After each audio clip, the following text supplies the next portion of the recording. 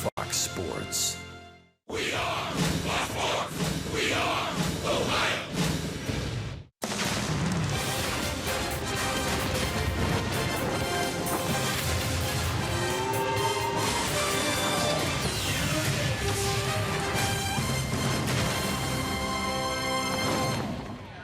It is the final day prior to the All-Star break 2017, and yes, it's another hot one here in the Phoenix area.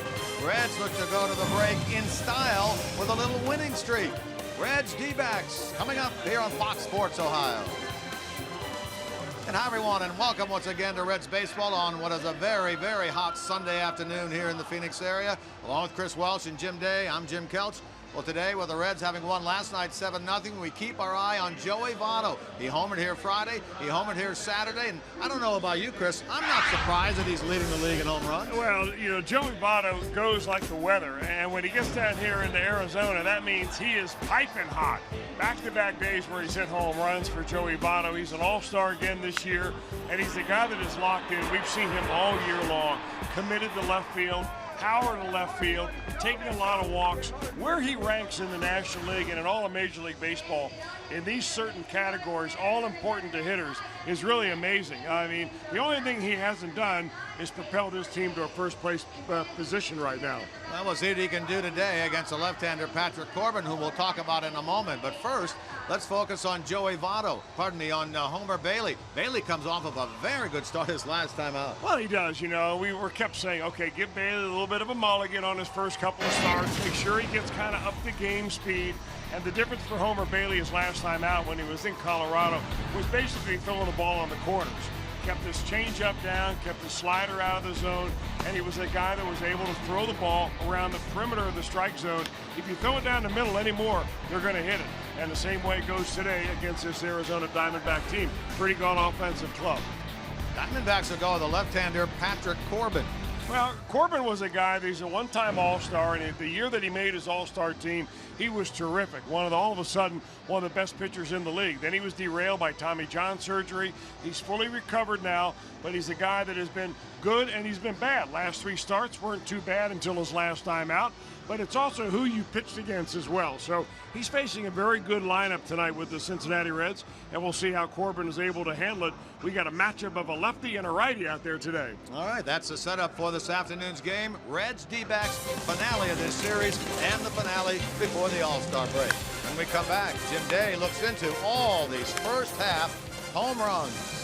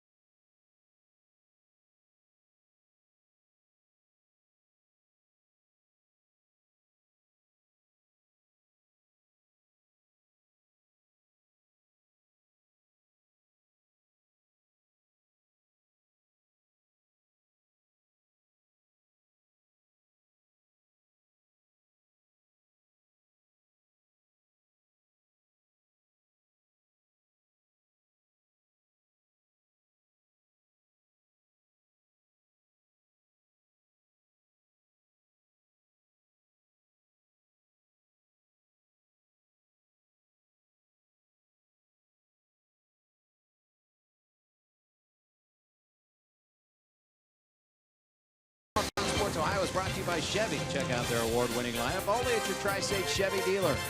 And by Skyline Chili. Feeling good, it's Skyline time. Last game before the All-Star break, and we've been singing the praises of Scooter Gennett, and what a first half he has had. He is certainly, I don't want to say coming out of nowhere, but when you're picked up off of waivers at the end of spring training, and you put together the numbers that he has and limited at-bats, had another home run yesterday. It was his career-high 15th home run, and he's done it in only 205 at-bats. His previous best, 14 home runs in 2016. And 498 at-bats. So he has certainly added some power to an already power-rich lineup. In fact, Reds now have 4 players with 15 or more home runs. Prior to the All-Star break in Reds history, look at the class that they have joined. Dunn, Griffey, Kearns, and Boone in 03, and that vaunted 1956 team. Big Clue, Robinson, Bell, and Post. So a Homer-happy team. And speaking of Homer, it would be Homer Bailey going to the hill today for the Reds. It's the first half finale. Reds go for a series victory on Fox Sports Ohio. Jim Couch and Chris Wells standing by with the call.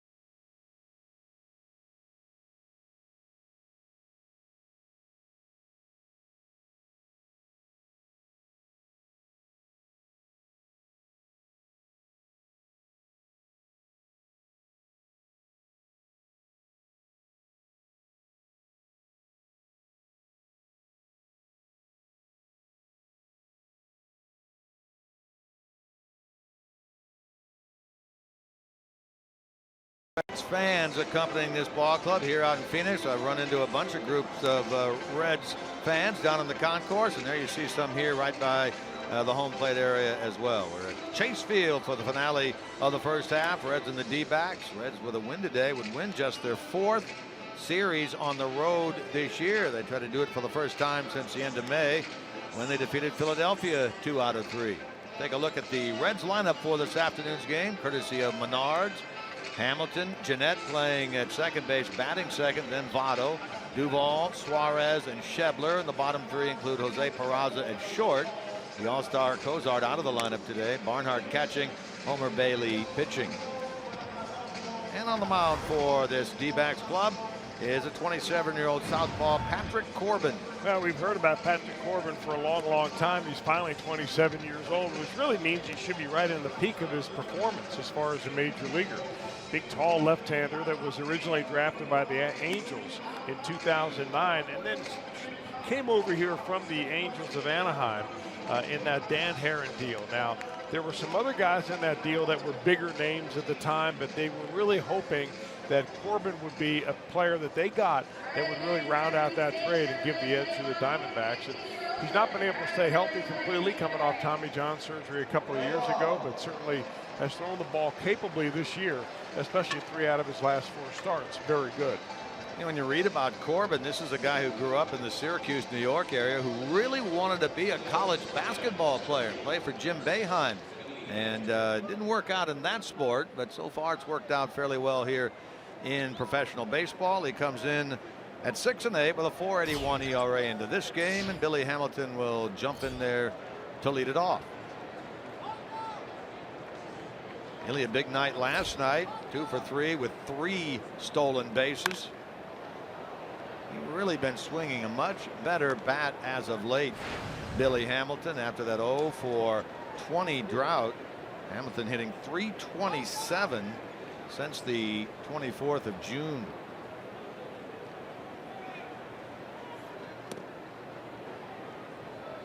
Corners are predictably in against him. Lamb at third, Goldschmidt at first. Billy up to 246, and more importantly has his on base average now over the 300 mark at 301.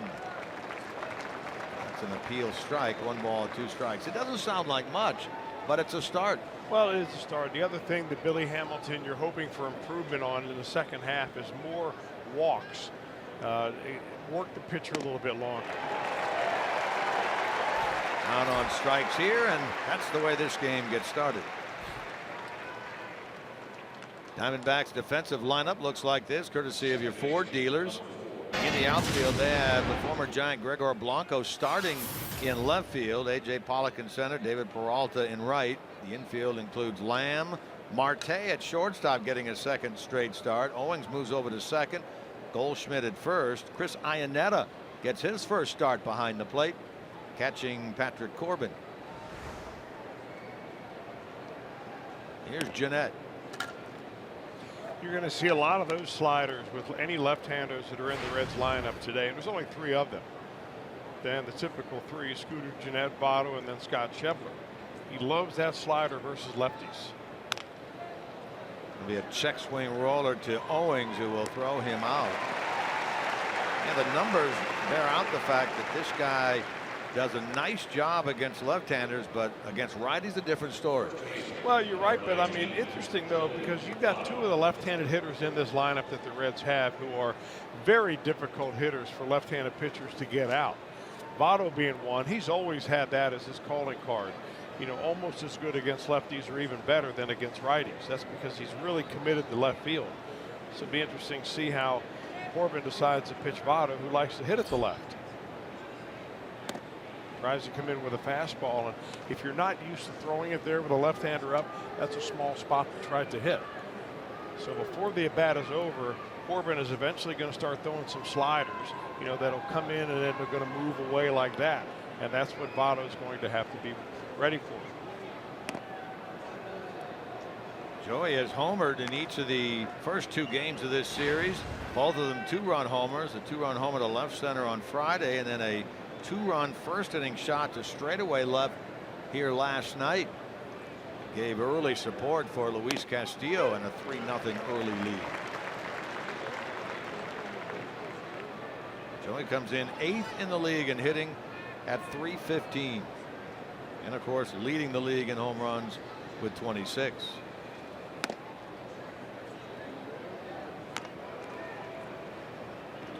Of course marks the most Joey has ever hit prior to the All-Star break. He hit a total of 29 last year, and here he is just 3 shy of that this year with still a game to play. Full count.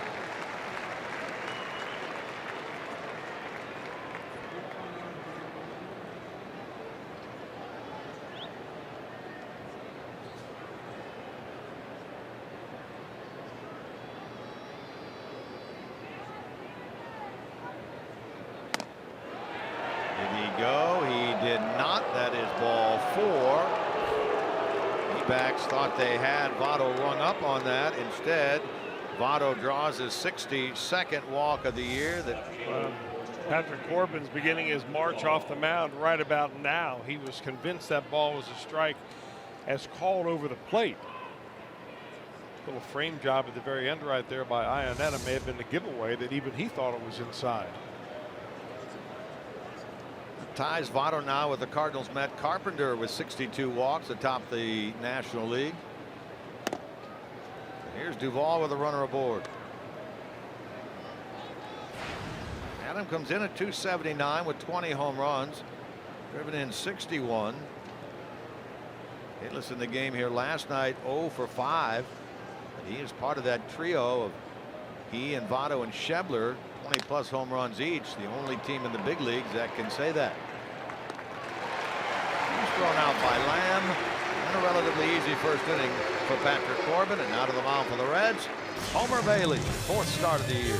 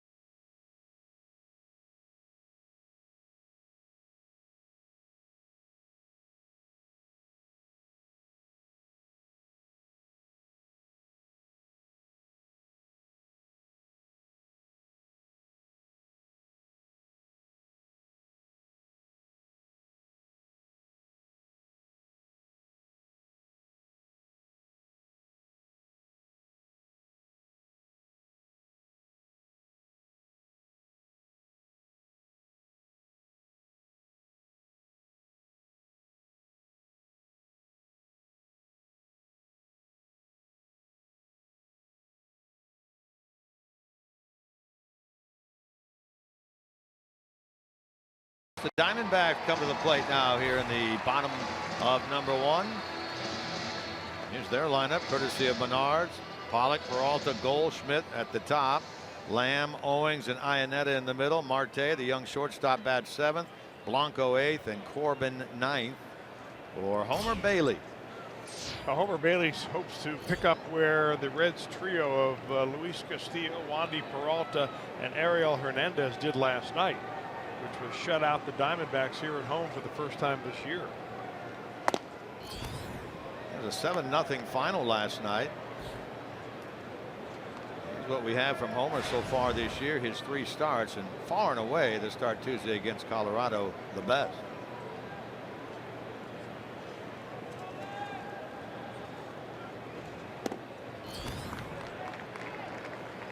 Pollock at 287 with a couple of home runs. He's driven in 11. Did not start last night. Made a pinch hit appearance. Started the game on Friday and was 0 for 4.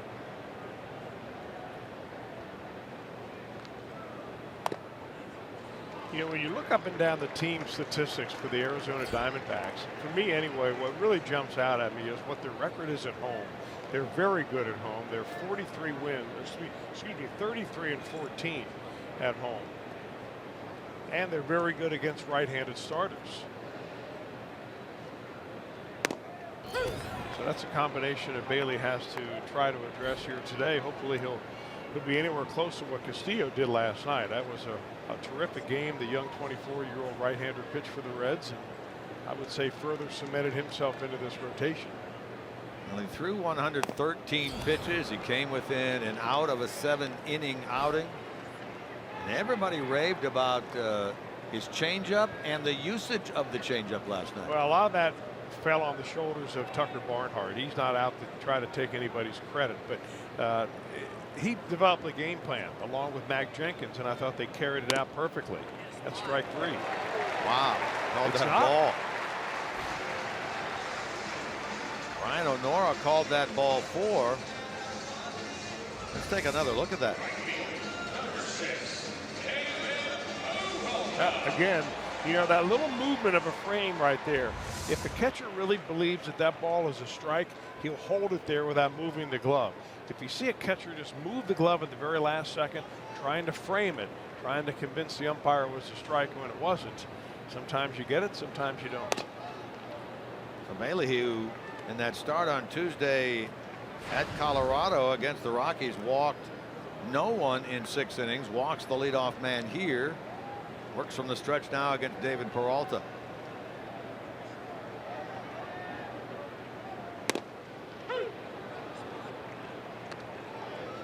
Peralta starts the game at .312, 8 home runs, 27 runs batted in. He has jumped into the top 10 in the league in hitting at number 10, just behind his teammate Paul Goldschmidt, who waits on deck. Caught by Peralta on the soft liner and hustling back to first, A.J. Pollock. Take a look at the Reds' defensive setup behind Homer Bailey, courtesy of your Ford dealers. Reds line up fairly traditionally today. Duvall, Hamilton, Schebler across the outfield. Suarez at third. He was out yesterday. Peraza moves over to short. The All-Star Cozart gets the day off before the All-Star break. Scooter Gennett moves in at second. Votto at first. Bailey and Barnhart make up the battery. No off day, of course, for Joey Votto. He has started all 88 games at first base for the Reds this year. Been the Iron Man over there. Well, I don't think he's the first guy that wants to play every day, but he might be the first guy on this ball club that does play every day. Not played every inning. There's been a number of games in which he has come out late or in the middle, depending on the score of a game, but he has been out there at games beginning every game. Now, when you want to continue to put up the raw numbers that Joey Votto has put up here since the second half of last year, you've got to play. And being in the lineup is not one of his problems right now. Getting him out by the opposing pitcher is the biggest problem.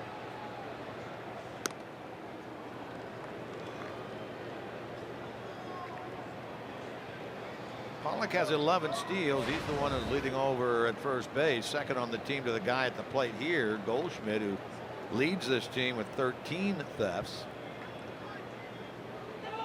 Runner got a great jump. Homer didn't give him a look, and that's a strike.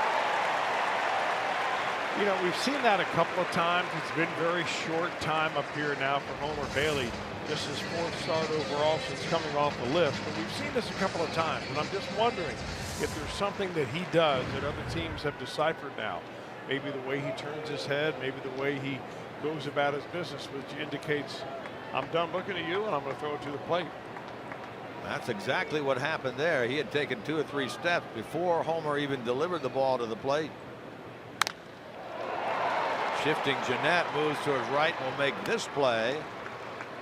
And that's out number 2, but Pollock moves over to third. I'm wondering if having a runner there at second base may have helped the Reds in that spot. That ball was hit sharply up the middle, but Gennett was kind of snug with the second base bag. He was in charge of holding the runner close. So he was right there where that ball was hit. So with 2 out, the bottom of the first falls on the shoulders of first-time All-Star Jake Lamb.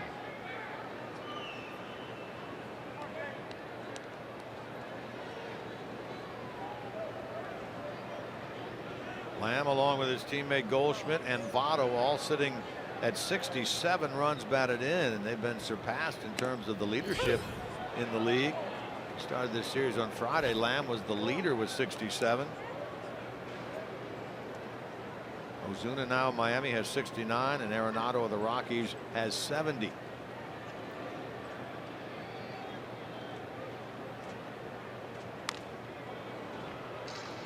Bailey has Lamb set up at 2 strikes. Here's an RBI leader list.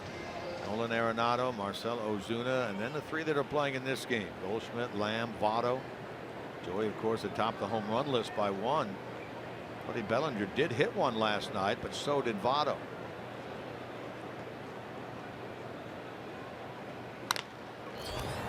Right toward the second base bag, and Peraza makes the play, and a good job of recovery by Bailey. A 0 on the board in the bottom of the first.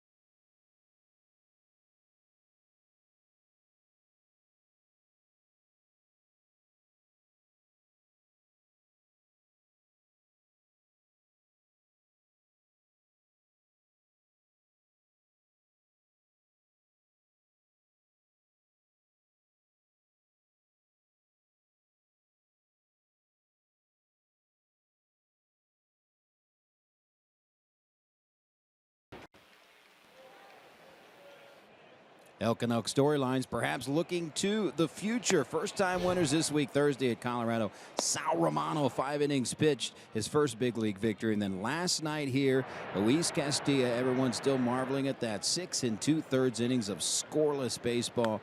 Struck out 8 batters on the night. And Luis Castilla, boy, everyone talks about the velocity and the stuff that he has, but the position players behind him have been talking about the presence of this kid. There was one instance in the game last night in which Scooter Gennett made an error, and Scooter said, "Hey, my bad," and Castillo looked at him and said, "No problem."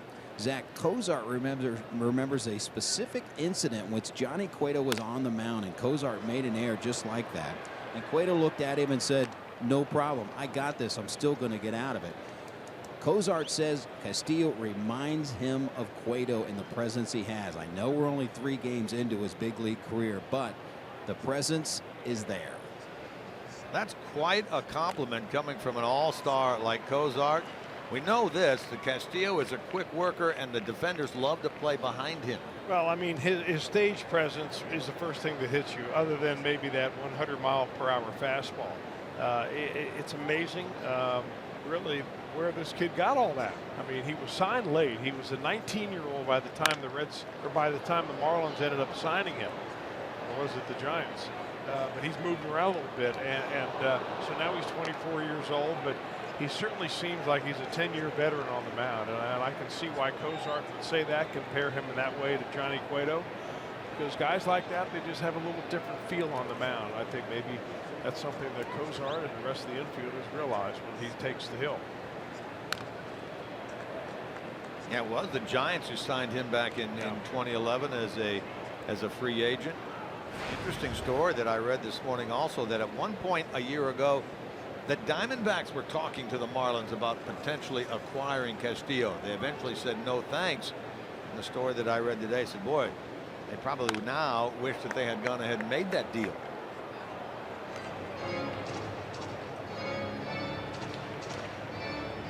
Take a look at the rotation after the break. Castillo will start in the number 4 slot, meaning he'll work on that Monday, the finale of the series against the Washington Nationals.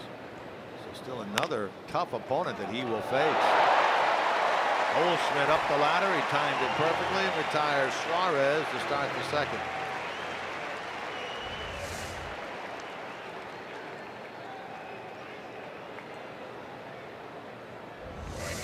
Those are always the plays that I'm in somewhat of a conundrum, Jim Kelch, how to put into my scorebook. If you put that in as a line drive or a pop-up or a pop-up line drive. I put that in as an SL3, soft line 3. Okay.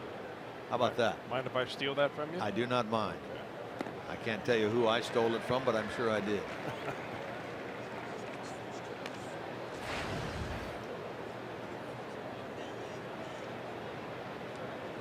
Here's Schebler now with 1 out. Hitless last night, 0 for 4, struck out 3 times. Talking about the fact that Schebler and Duvall and Votto all are 20-plus home runs. Joey leads the league with 26. Schebler has 22, including 1 in this series. Duvall has 20. They're the only team in the big leagues of the Reds that support 3 players with 20-plus home runs. The Marlins may have just joined them. Schebler fans for the 4th time in 5 at-bats. There are 2 out.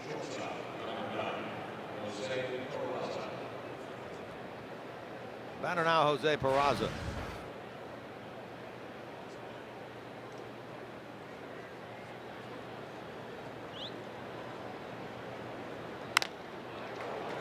Solid contact and a single into center field.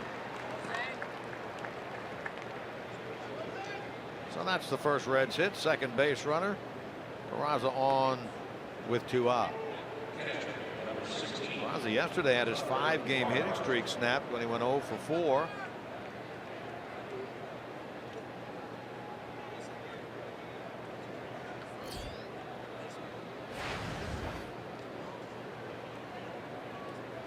Well, here's Tucker Barnhart.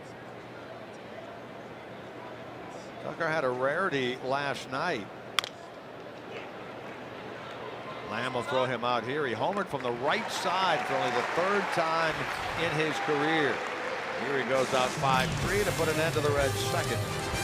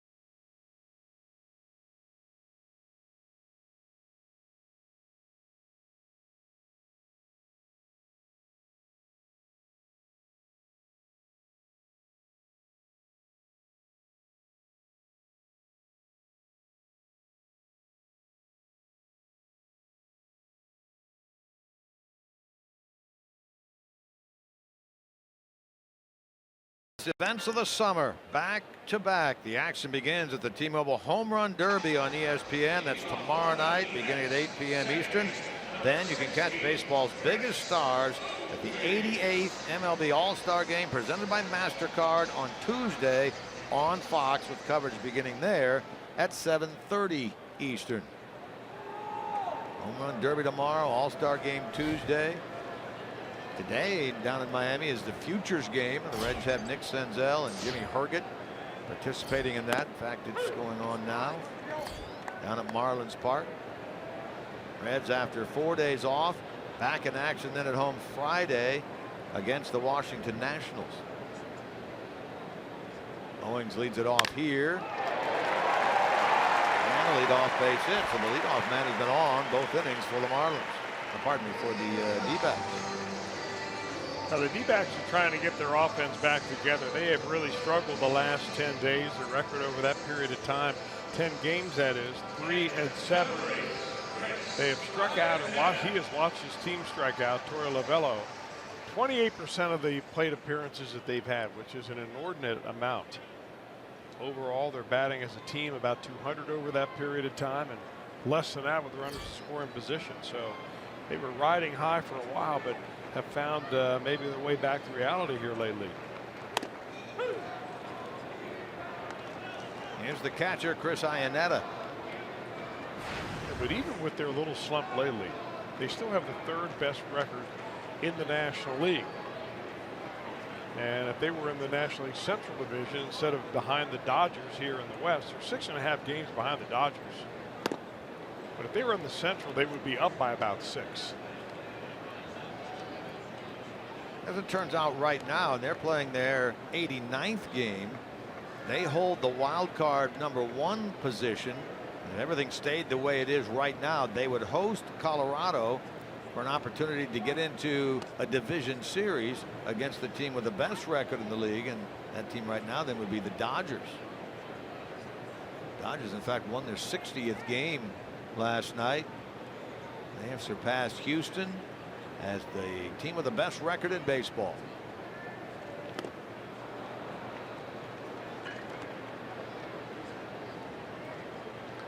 That's the first out of the inning as Iannetta becomes the first strikeout. Slider, slider, slider. Iannetta was unable to make an adjustment. Homer just kept it on him.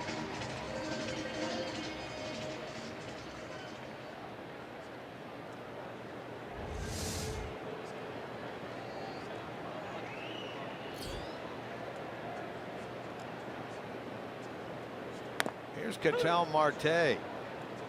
Young man, a switch hitting shortstop. Signed as a 16-year-old by Seattle. He's 23 now.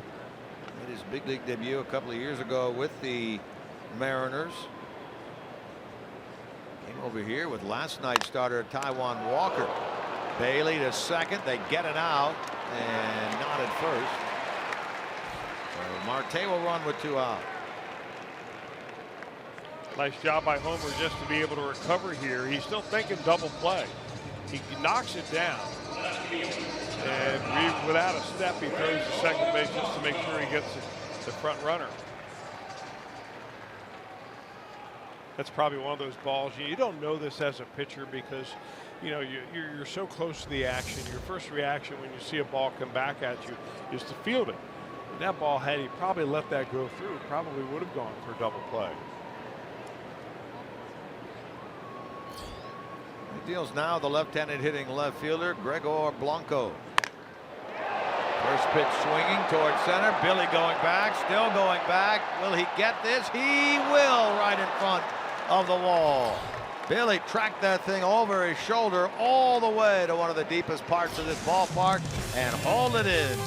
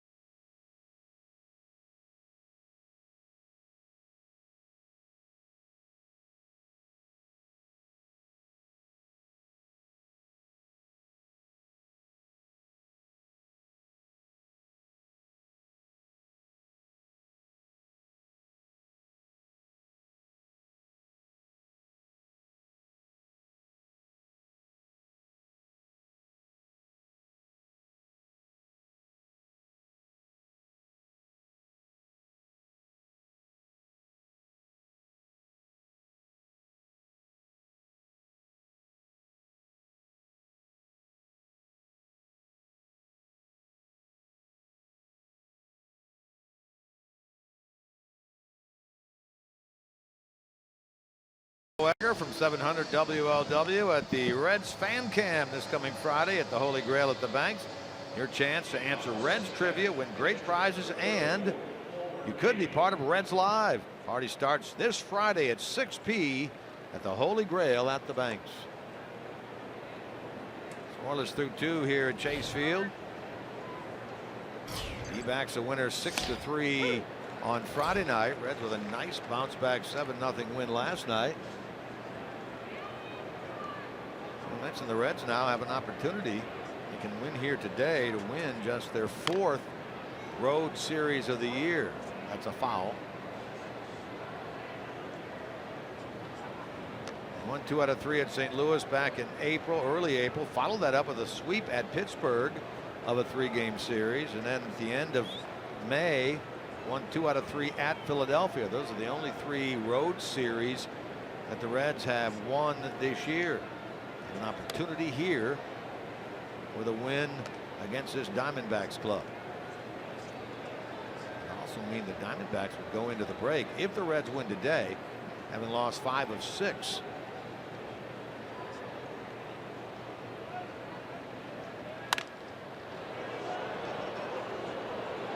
Well, we were talking about team statistics like the Diamondbacks, what they do at home and what they do against right-handed starters. You know, the exact opposite really for the Reds. They've struggled on the road. They're 15-28 on the road, and against left-handers, get this, they are 5-14.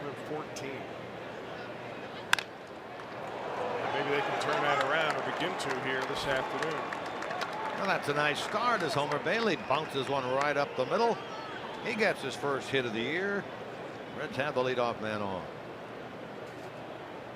I mean, you have to feel, don't you? Take a look at Bailey's hit here.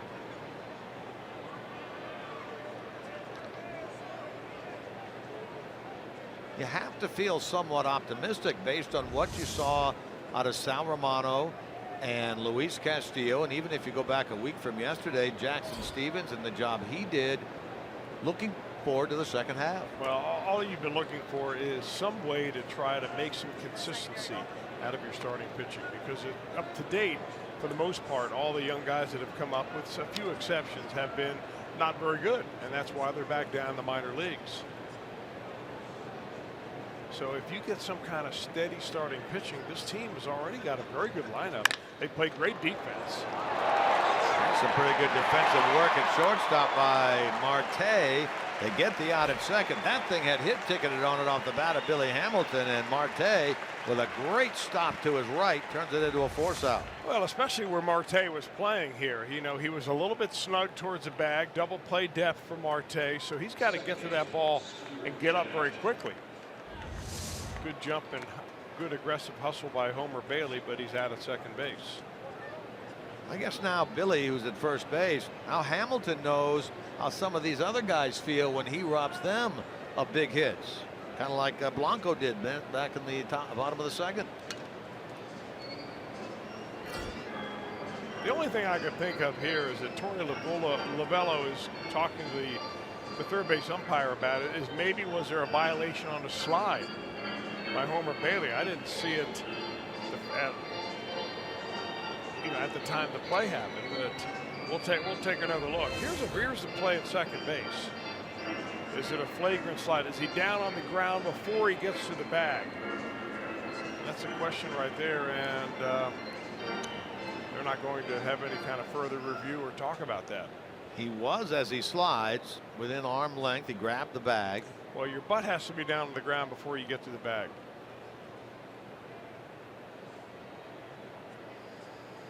That's not a clinic for sliding. I'll tell you what, that's a hard slide, though. And pitcher or not, I like the way that he goes about that. Jeanette bats 1 on 1 out.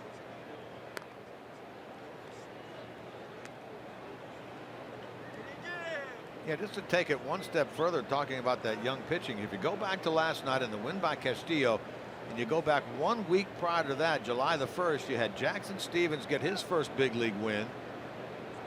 This past week on Thursday had Sal Romano getting his first big league win. Last night, Luis Castillo getting his first big league win. That's pretty good stuff right there. And if you throw in last Tuesday, you had Bailey getting his first win of the year.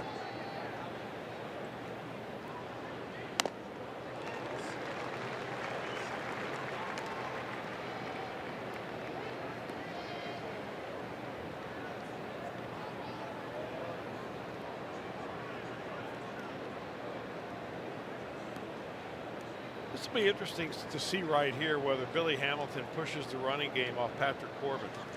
He has been one of the stingier pitchers around in giving up stolen bases. You can see why. First of all, he's left-handed, which gives him a little advantage. He is very quick to the plate. It's almost a slide step every time. So when you go throughout his whole career, he's only given up 12 stolen bases successfully in his entire career. You start adding up the caught stealings, the pickoffs, and then the pitcher caught stealing, and you find out that he has thwarted it 30 times. So 12 up, 30 down. And to what do you credit that? Well, I think that the two things we just mentioned. Number one, he's left-handed. He's got a decent move to first, but he's got an even better and more compact move to home.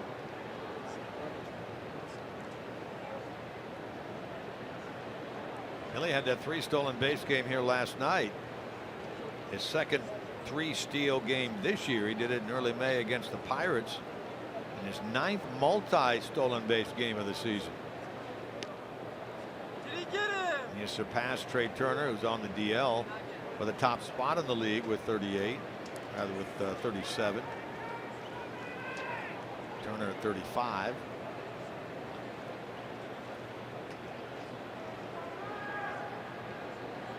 No need for Billy to apologize for surpassing a player that's injured, because that's what's happened to him in each of his first 3 years in the big leagues. He got surpassed twice by D. Gordon and last year by Jonathan Villar. 2 out. Here comes Votto. He's the subject of today's IGS Bringing the Energy feature. The Reds to lead the National League in home runs at the All-Star break over the last 40 years. Joey Votto in his All-Star MVP year of 2010. Votto again this year. Of course, he could be surpassed, I guess, today. Ron Gant's on that list. Eric Davis at 27 back in 1987. George Foster way down at 14 in 1981.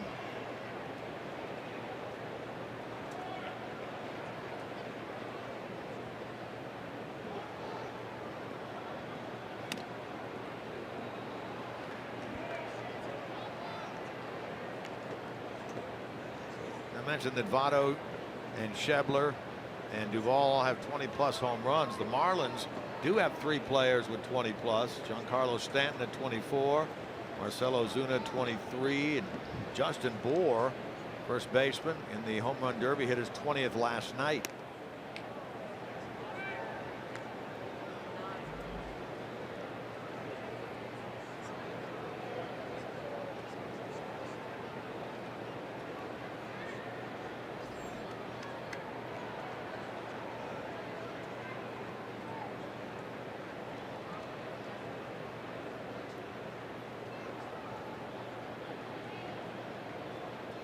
Billy's going. Throw is high, and there's number 38. Well, he picked the perfect time to go. 2-0 count there. Oh, it was a 2-0 count. Maybe it was a 1-1 count there to Votto. And figuring he's going to get a breaking ball, which is exactly what he did. Iannetta has to throw from his knees, and by that time, Billy's on his way standing back up again. Number 38 for Billy Hamilton, way ahead of his pace to break his career high in terms of stolen bases.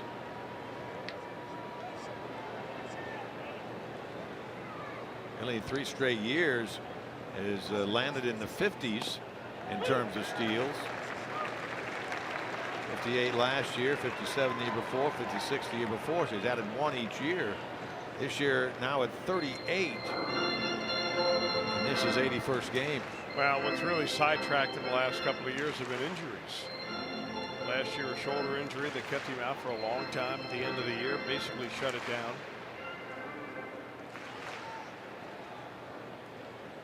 He's been beating himself up pretty good. Talked to him before the ball game about his close-up and encounters with the outfield walls here on this trip.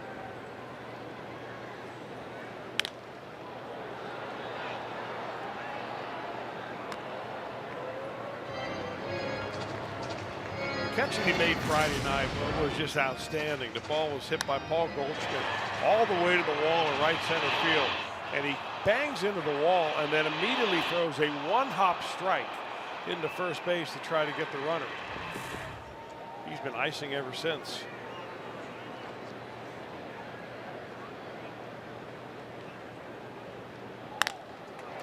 That's going to get down and into left center field. That's a hit for Joey Votto.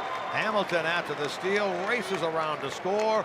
Reds jump in front 1-0 as Joey Votto continues to have an excellent road trip. That is now 68 RBIs for Votto on the year and his 7th hit. It's a really good pitch, too. I mean, it starts off the plate like it's going to be a ball, but Votto's not sure. He's going to hang right in there with 2 strikes. Just try to get enough wood on it to serve it into left field.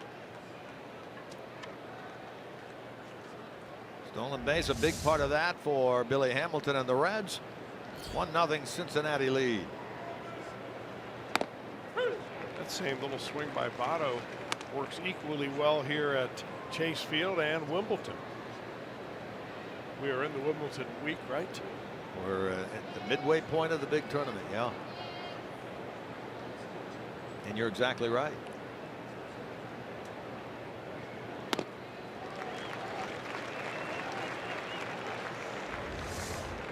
I mean, Votto is so committed to left field that anything on the inner part of the plate, he's just going to bring his hands inside and still try to hit that ball to left field. He never gets a bat out in front of him where he's going to pull the ball, except it's very rare occasions when he might be guessing fastball in early in the count, for instance. But with 2 strikes, it's almost a sure bet that Votto's thinking about everything, center field to the left field foul line.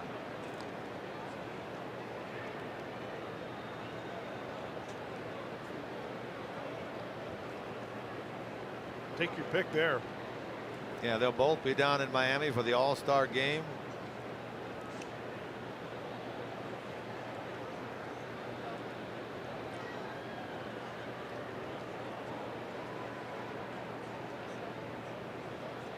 Who knows? Maybe they are riding down there together. Maybe the whole crew. 2-ball, a strikeout, Vikram. That ends the 3rd, but the Reds have jumped in front on a Votto RBI.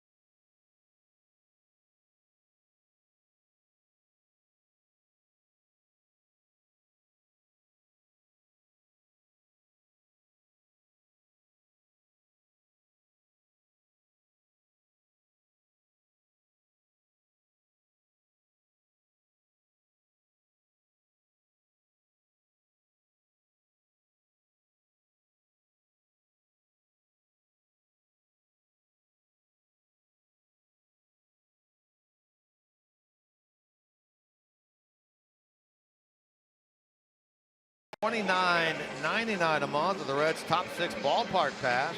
Tickets are delivered right to your mobile device, and the pass automatically renews each month, so you never miss a game. Learn more at reds.com/top6. 1-0 Reds as Corbin leads it off here in the bottom of the 3rd.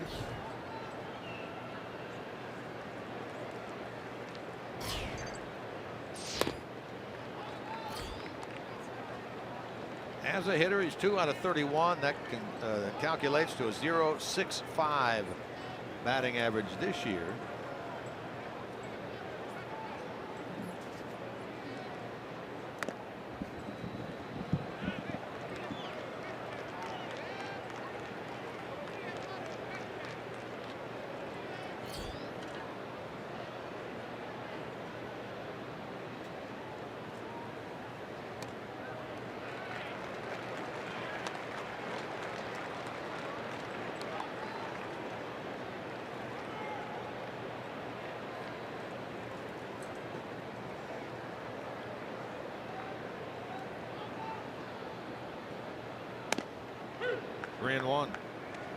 Well, they had the take on definitely on the 3-0 pitch. Probably has a take on here. He hit 300 last year, did Patrick Corbin. He is hitting .065 now. Jeanette across his body. Got it. Let's see if the D-backs want to take a look at it. Already somebody from the dugout has put their hand up and says, hey, we want to verify that.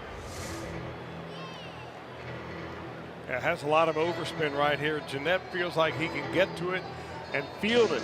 Almost went around that ball. I don't know from that angle whether this review is going to hold up or not. Hand is up in the dugout, and they say no. Good call down there at first base by Scott Berry. It's a stretch by Votto. It'll go down as a 4-3 putout. A little star next to it because Scooter Gennett made a really nice play. Back to the top now and A.J. Pollock.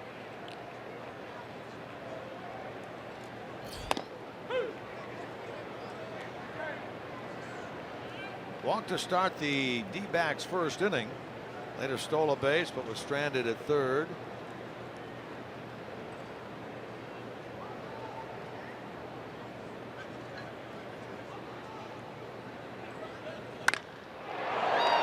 Sounded good off the bat into right, and that's going to give the D-backs the lead. Third of the year for A.J. Pollock. 2-1 Arizona.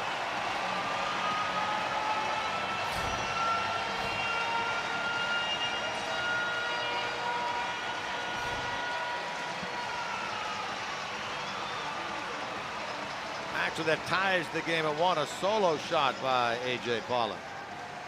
And he went with a first pitch curveball and a second pitch slider. Pollock committed to going the other way, and boy, all A. Bailey did was leave it right there and elevate it for him. That is a classic hanging slider there, and Pollock all over it. Tell you what, though, you see more and more hitters being able to go opposite field with home run like that. That is a very polished swing. Field single here off the bat of David Peralta, and now the D-backs have the go-ahead run on.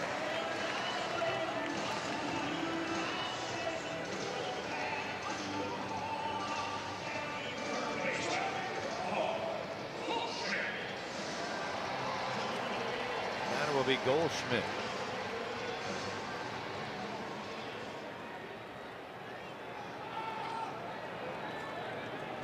Bounced out to Gennett at second in the first.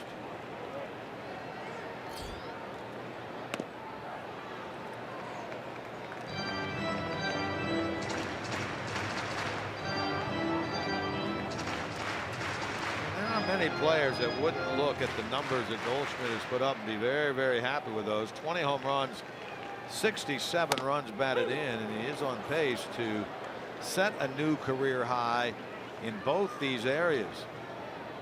And you see a lot of his ranks here going into today's game. On base, runs scored, first in both of those. His career best 36 homers, 125 RBIs came in 2013. He's going to bounce into a double play here that will put an end to the bottom of the third. Pollock homer has tied things through 3.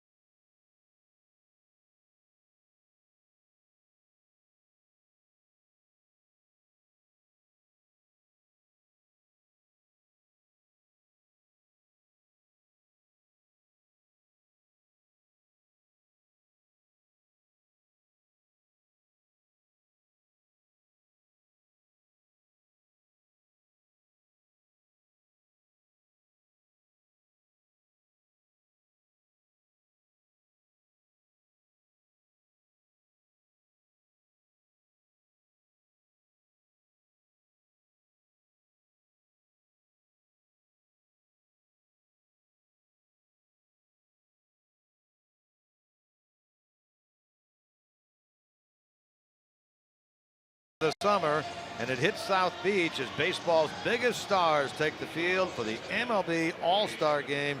That's coming up this Tuesday night only on Fox. Hubbard starts at 7:30. Joey Votto will be part of that. 5th time for him. Zach Cozart will be part of that. 1st time for him.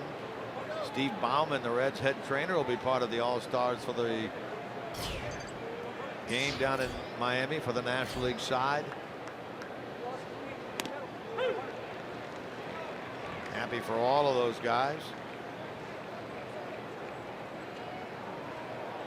Zach Greinke, Robbie Ray, Paul Goldschmidt, Jake Lamb on the Diamondbacks side. They'll all travel down to Miami and be ready for the Home Run Derby. All the festivities that go on with it beginning tomorrow. Suarez on 3 pitches becomes the 5th strikeout by Corbin. Time for a game break. Let's go back to the studio and Jeff Pecoro.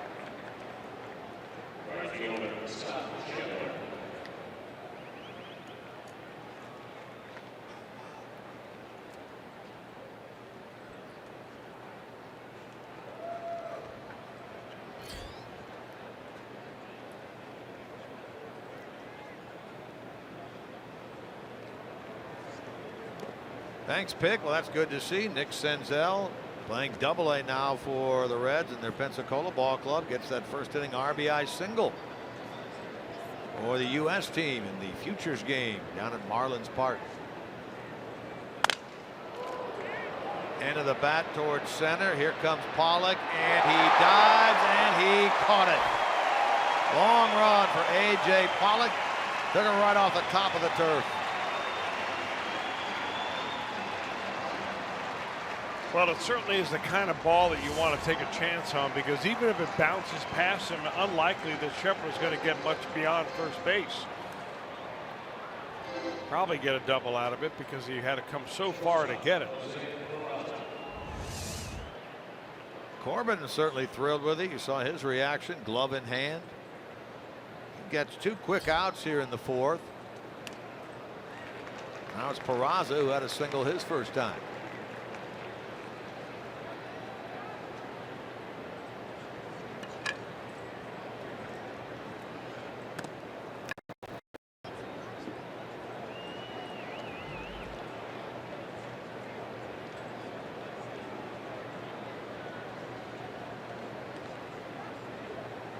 Technical problem on that game break going back to the studio. We mentioned that Nick Senzel playing down in the Futures game. He one of 2 Reds prospects in that game. Had a 1st inning RBI single.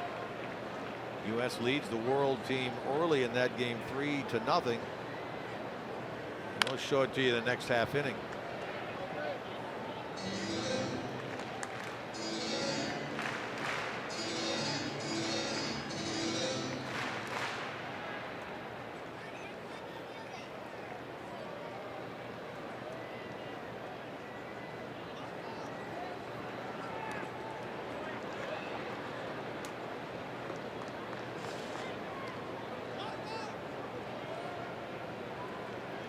Starts this game at 2:51.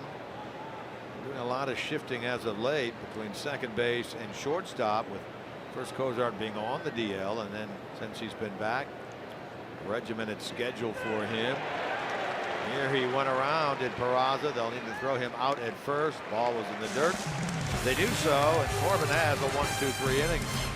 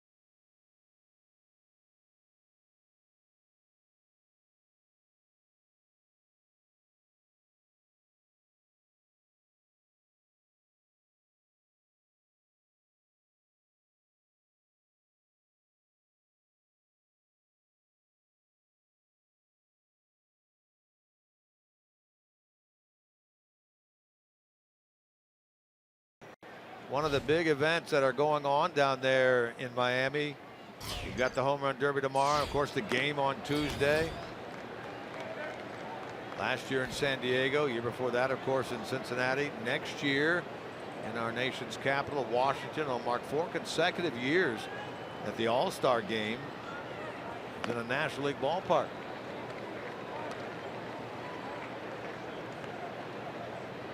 Jake Lamb leads it off in a 1-1 game, bottom of the 4th. Chris Owings, Chris Iannetta to follow.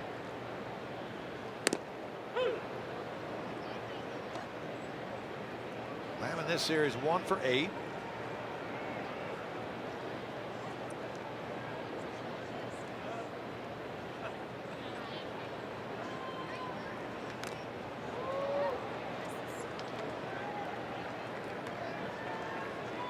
Boy, Bailey's body language just looks completely different than it did the first couple of starts. Now, he got off the rough outings his first couple of starts. Much better last time, as we said, in Denver. And even better so today.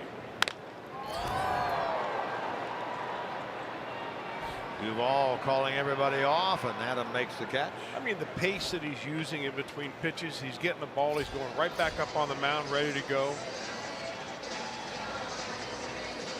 After he got beat around the first couple of innings of his first 2 starts, you know, you're naturally slumping your shoulders a little bit. Your body language doesn't look good. You want your pitcher always to feel like he's the king of the hill. You know, chest pumped out, shoulders back. I'm the guy leading everything. Sometimes tough to do when you're not getting batters out. I wonder if Bailey thought about the start he made last year. He's only made 1 other start in this ballpark in his career, and that was 28th of August last year. It turned out to be the final of the 6 starts he made a year ago. He lasted just 1 inning through 34 pitches, gave up 4 runs, 5 hits, didn't pitch again after that start last year. And here he is roughly 10 months later, healthy, coming off a very good outing his last time in a win against Colorado. Going to send this team into the All-Star break with back-to-back wins.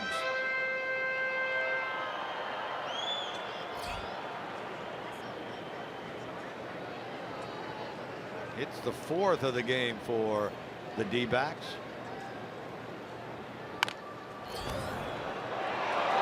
Peraza going to bare hand and fire, and they get the man at first base. Nice play by Jose Peraza to retire Chris Iannetta. You know, you don't see too many opportunities for shortstops to make that play. He's got to come a long way. Peraza does. Look how he stays under control, though. He makes sure he watches that ball right into his bare hand, knowing that he still has some time because you got the opposing catcher running. It's a really nice play.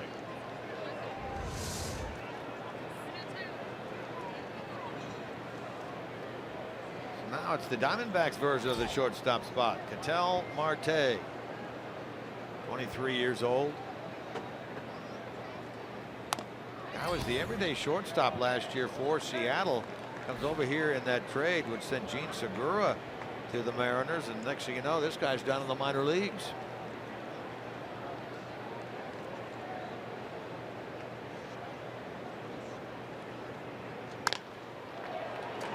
Peraza, first base side of second, throws out the speedy Marte. Bailey works around the hit. We're through 4.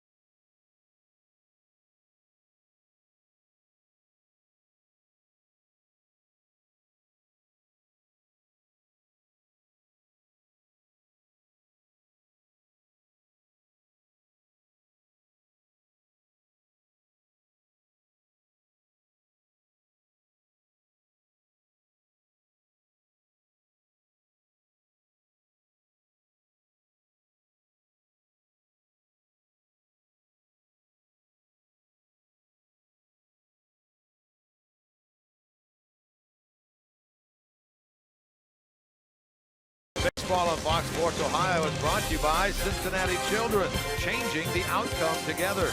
And your local Ford dealer. Ford, go further. Indeed, that's why they call this the desert here in Phoenix. Hot temperatures outside. Roof has been closed all 3 days that the Reds have been here. Bailey will bat second this inning. Barnhart leads it off. Homer had a hit back in the third. One of 3 that the Reds have picked up. Talking about Barnhart last night, he homered in the 9th inning against Jorge De La Rosa, batting from the right side. For Barnhart, it was his 2nd home run of the year, 13th of his career, and only the 3rd he has ever hit batting right-handed. And that dates all the way back to his minor league days as well.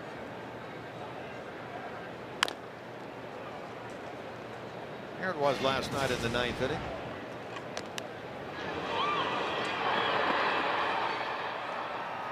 Hit that thing pretty well out to left center field. Yeah, I think that Tucker Barnhart just continually amazes people who sold him short offensively when they saw him coming up through the minor leagues. I mean, your natural reaction when you see Tucker Barnhart the first time is say, well, he's too small to be a big league catcher. And then you watch him behind the plate, move around a little bit as he does so well, frames pitches, works with the pitcher, knows his scouting reports, and so on. And then you begin to be a believer, and then you see that he can switch hit. And I'm not saying he's ever going to be a guy that's going to be a middle of the order hitter, but I mean, where he bats most of the time, that number 8 spot in the National League is one of the more difficult spots in which to hit, because you're always being pitched around, because there's always a fall safe behind you in the pitcher spot.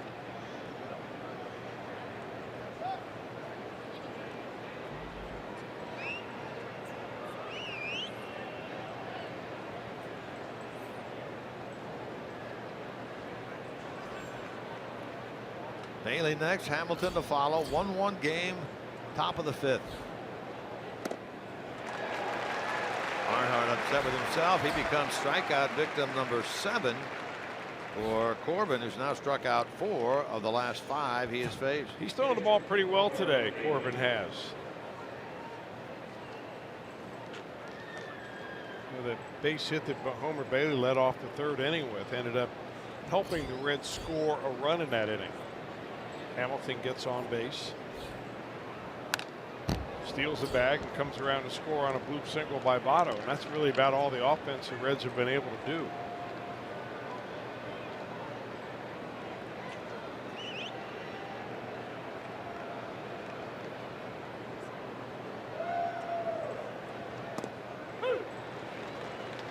Corbin 7 strikeouts today. His career, his season high rather, is 9. He did that against the Padres back on the 25th of April. He's also had 3 other games, 8 strikeout performances. And there is another hit for Homer Bailey.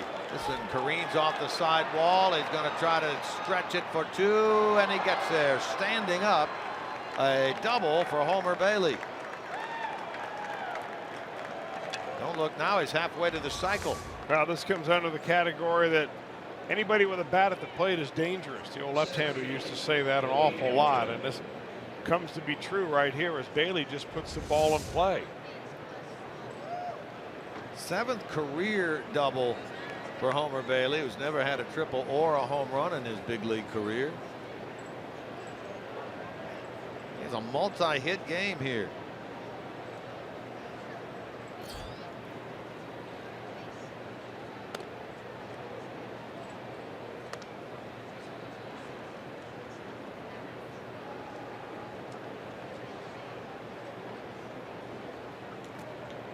The Reds hit number 4.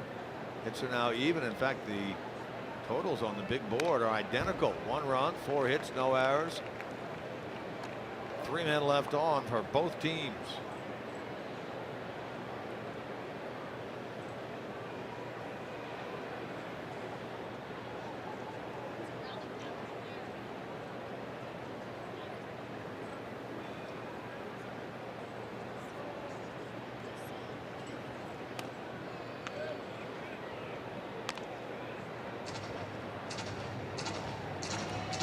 comes into this game with a 5-game hitting streak.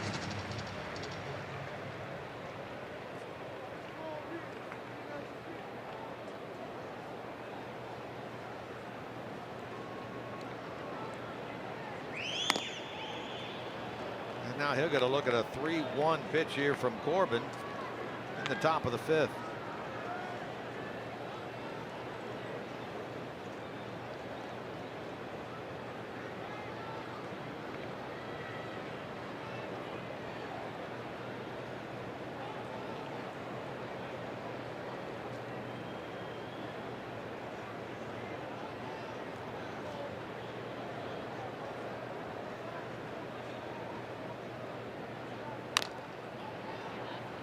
Three and two. I got to figure, looking at some of the scores around the league, Jim Kelch, where the Pittsburgh Pirates laid it to the Chicago Cubs 14-3. Not exactly the way the Cubs thought their first half of the season following a World Championship would be going. Nice look at the out-of-town scores. They have them on both the right field and left field side up near the foul poles. Strikeout. Yeah, you were saying. And John Lester in that start for the Cubs. His line went 2/3 of an inning pitched, 10 runs, 5 of them are earned runs, a grand slam, and I think also back-to-back home runs. And whoever writes this on Twitter also said 53 pitches, 27 strikes, and 40,000 plus boos. So that comes on the heels of a subpar outing yesterday from Jake Arrieta. Yeah. Brewers won today at New York, 5-3 over the Yankees. Pirates win over the Cubs. Cardinals were a winner today, 6-0 over the Mets. So Milwaukee's lead now is 5.5 over the Cubs, 5.5 over the Cardinals, 7 over the Pirates. Reds will either be 9.5 or 10.5 out, depending on the outcome of this game. Milwaukee has had some stick-to-itiveness, haven't they? Plus, they don't give up. And they played in New York today, so Milwaukee has a road record now of 24-18. They've done a very nice job away from Miller Park.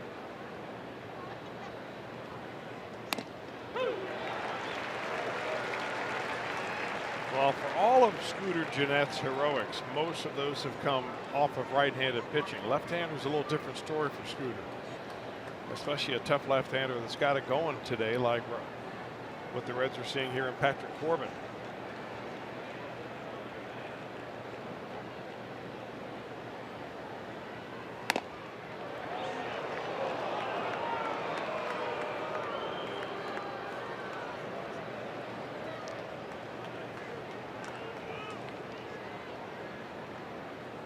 Bailey leading away at second. He had a 1-out double.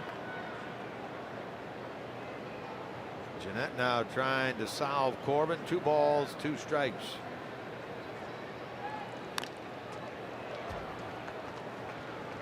Talking about left-handed hitters on this Reds team who do well against left-handers. Votto 304.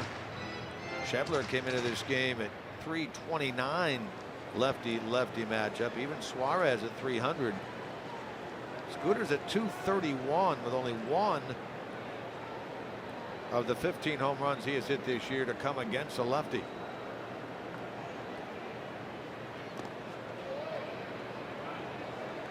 Now a full count. Well, if you're Patrick Corbin, you got to be thinking, all right, you know, I got Joey Votto in the on-deck circle here. A 3-2 count, whatever it is, maybe I'm going to throw a strike right here because I want a decision somehow on Gennett.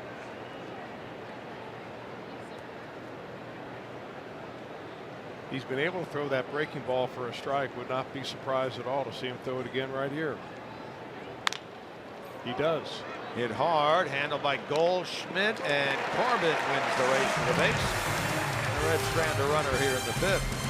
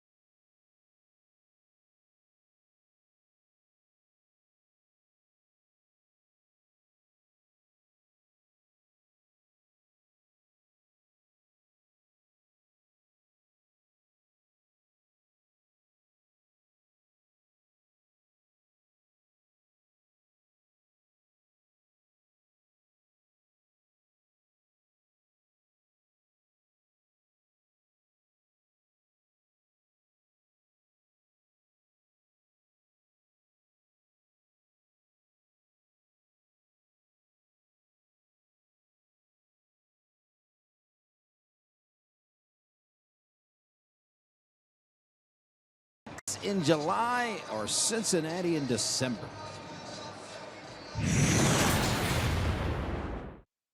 I'd probably say Arizona in July. A cold doesn't bother me too much. I mean, I don't mind the Midwest in December. I like some snow and cold, so I would say Arizona in July. It's way too hot. My first day in pro ball was in August here, and it was 125 degrees, and we were practicing during the day, and I'll never forget it. It was like your toes are burning, like everything's just burning at that point. It's miserable. So it really depends on who you ask. On Friday, they had the roof open early for some early hitting. And a guy like Billy Hamilton, who's from Mississippi, said, man, it's not that hot. He said, this isn't Mississippi hot with the humidity. And the Venezuelan guys as well said, you know what, this isn't that hot. I think it's hot. So did you say the other night, Jim, that you would take Cincinnati in December or Phoenix in July? December's a pretty mild. And they've been mild lately. Now, if it's like a below zero ice storm or something, yeah, I'll take here in July. But if it's just a normal Midwestern winter, I'm good. Chris, I think you said the same thing. No. You said out here. Yeah, give me the hot temperature any day. Okay. Well, I mean, because if you get up early enough, it's not that hot.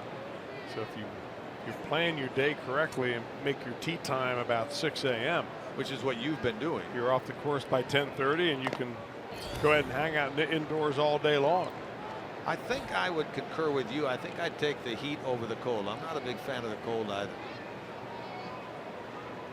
But as Jim mentioned, the last couple of Decembers have not been that bad.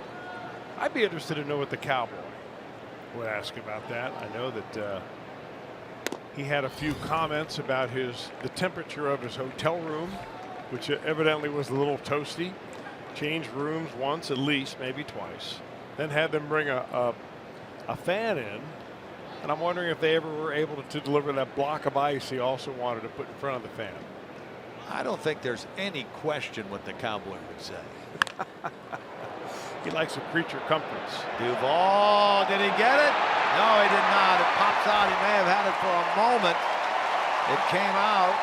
And that'll be a double off the bat of Blanco to start the 5th inning. Let's hope Duvall is all right out there. He knocked the wind out of himself the way he got up. Yeah, a little blooper coming off the bat of a left-hander. That ball is going to be fading away from Duvall, so you have to go even farther than you think you do. He dives for this. Hits very hard on his chest. I'm wondering if he maybe knocked the wind out of himself for a second. I'm not sure he really ever had that ball, but it was a great effort. Now, he was a finalist for the Gold Glove in left field last offseason. I can't imagine he won't be in that grouping again this year. He's been terrific out in left. See if Corbin wants to bunt this runner along. He does indeed show that. He has 2 sacks this year. This is the easy bunt part if you're a pitcher up here right now, especially a left-handed pitcher. All you want to do is bunt down third base line. You can bunt it as hard as you want, just down the third base line it has to go. That's what he does, and it gets the job done. Beautifully executed by Corbin.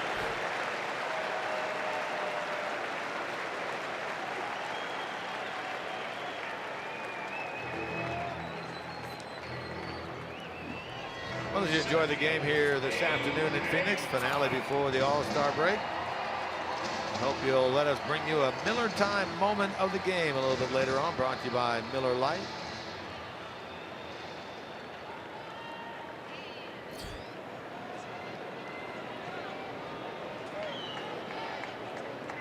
Here's A.J. Pollock.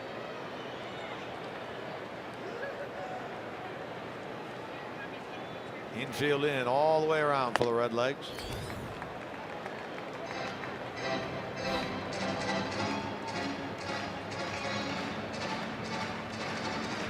Pollock the home run in the 3rd. His 3rd. He's had a lot of time out this year due to injury. He missed almost 2 months with a right groin strain. His homer tied the game at 1-1. That's where we are now, bottom of the 5th. Yeah, that was on top of a year last year that he missed the first several months of the year with an elbow injury that he sustained at the very end of spring training.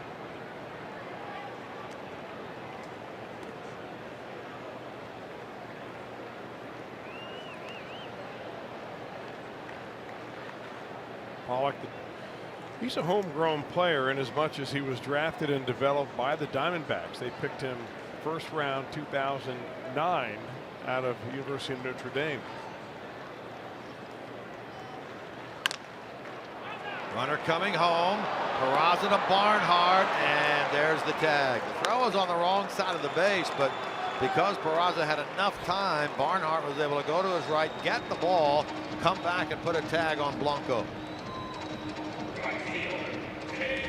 Well, the contact play, you can argue its merits and its shortcomings, and you see the shortcomings right here.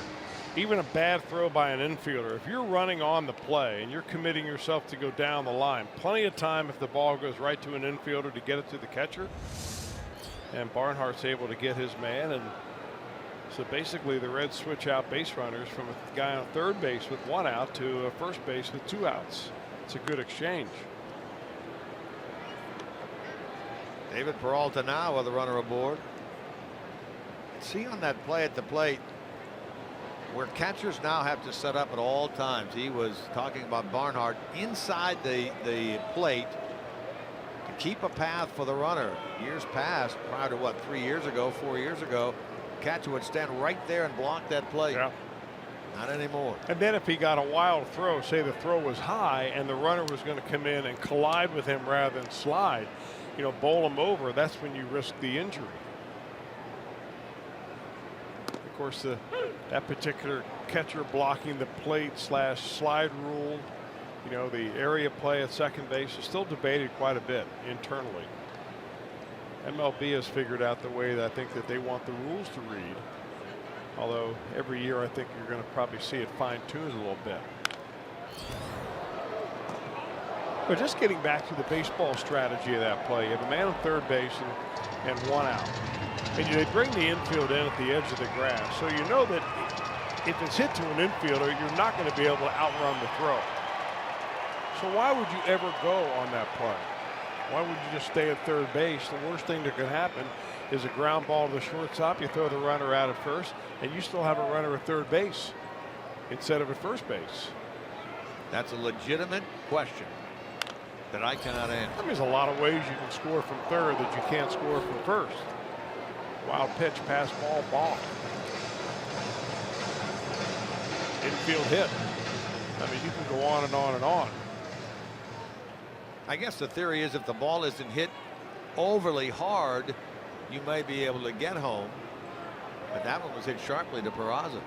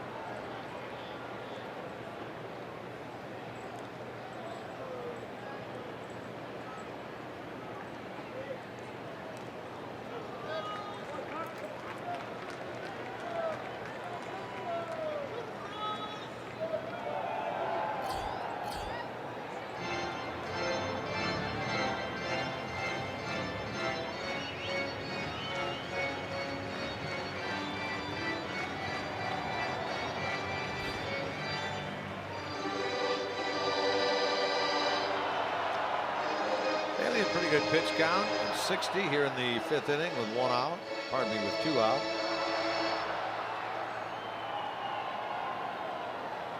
Giving up 5 hits, walked 1. That was the leadoff man in the first with 1 strikeout. Runner going and a stolen base. Second of the game for Pollock. The D-backs are a hit away from taking the lead. Well, again, he got a very big jump that time. Bailey not really paying a lot of attention to him, and he takes advantage of that. You can really understand that, I think, a little bit from the pitcher standpoint. You don't want to put too much you know, thought into that guy at first base when you've got 2 strikes and 2 outs on the batter and Paul Goldschmidt in the on-deck circle. Got him. Nice pitch there by Homer Bailey. Gets a strikeout of Peralta, ending the bottom of the 5th.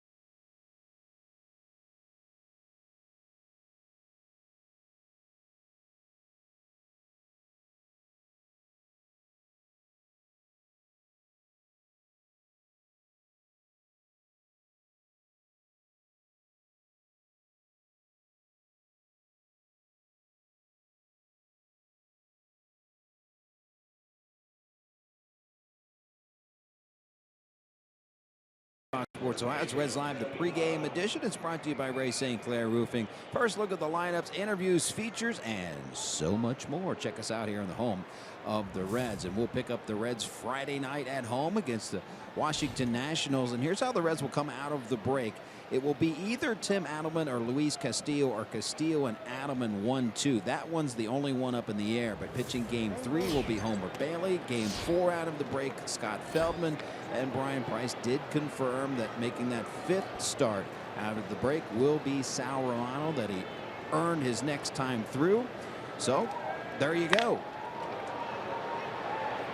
Line drive going to be caught. Thank you, Jim. That's one of the big questions that's been looming the last couple of days via the writers and Brian Price's media scrum every day. What will the rotation be like out of the break?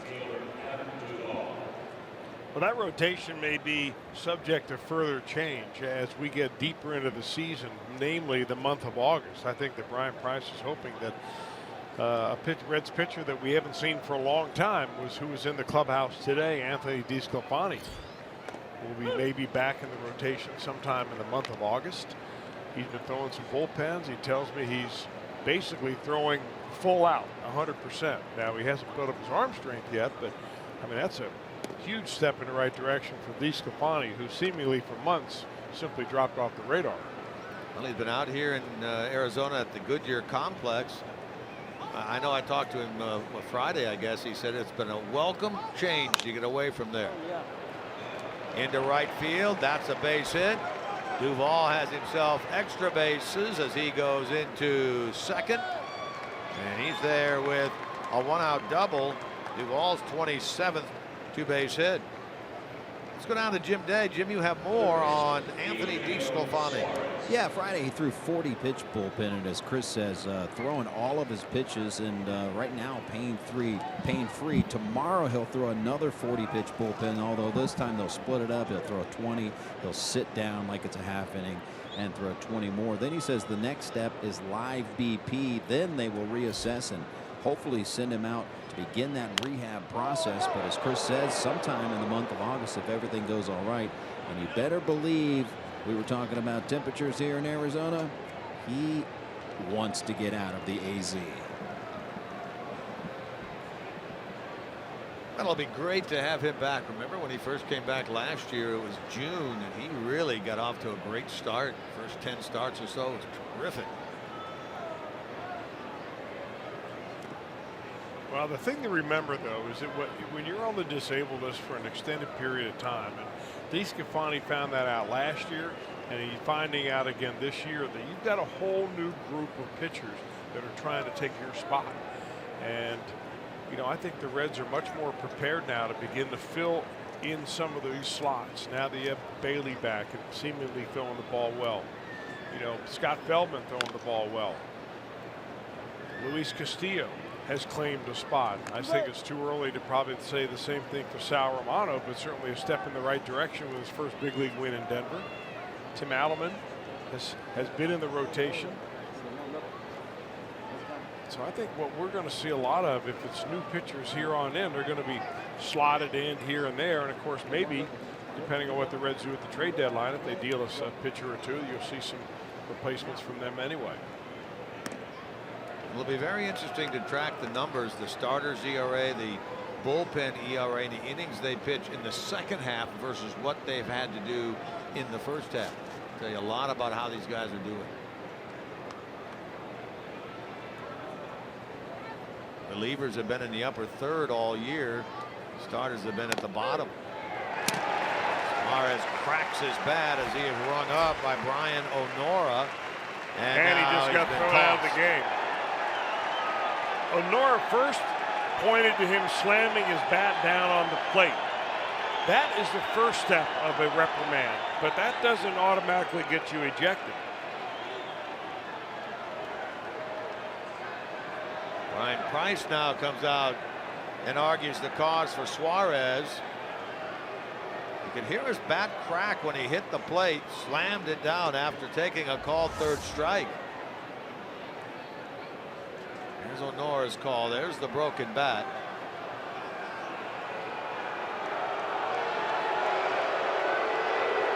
And it didn't appear as if Suarez had said anything.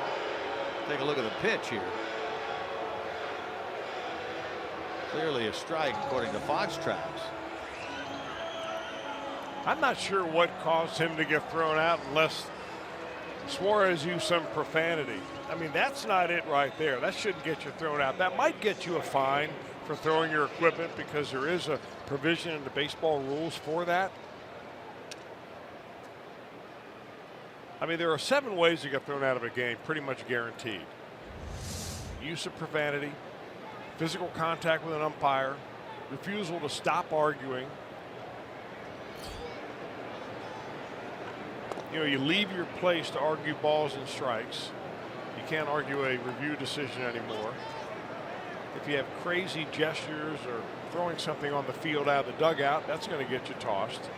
And if you ridicule an umpire, those are basically the 7 ways, and they're actually listed in the Major League Baseball umpires manual. I don't know what Suarez did. Yeah, I would agree with you. From the video that we saw as he walked away, he appeared to be mumbling to himself. Well, it's only to yourself if no one else can hear you.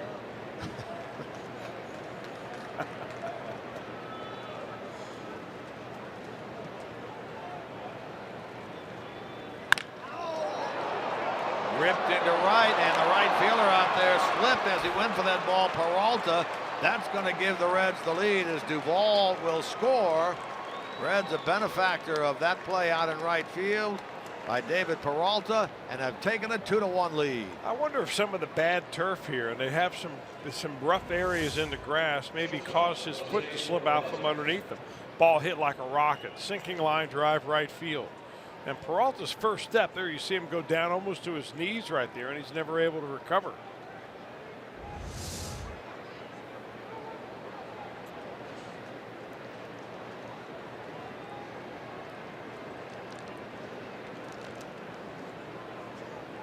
So Peraza with 2 out.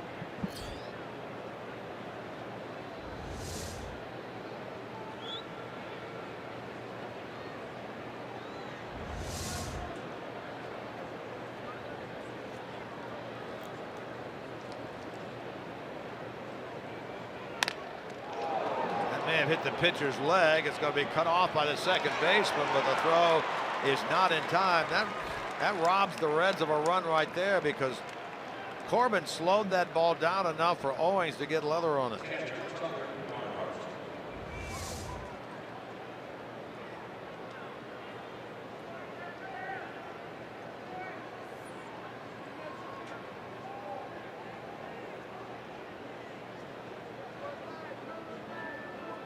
Mike Butcher, the pitching coach of this Arizona club, will go to the mound. Nobody up in the Arizona bullpen, so this isn't about possibly giving anybody any time to warm up. Interesting story developing in Denver. The Rockies and the White Sox are in the bottom of the 7th. In that game, the Rockies lead the game big 9-0. Kyle Freeland, the rookie left-hander, has a no-hitter going through 7. He's thrown 99 pitches through 7 innings, blanking that White Sox team. We'll keep an eye on that. See how it unfolds. There's 1 out in the bottom of the 7th.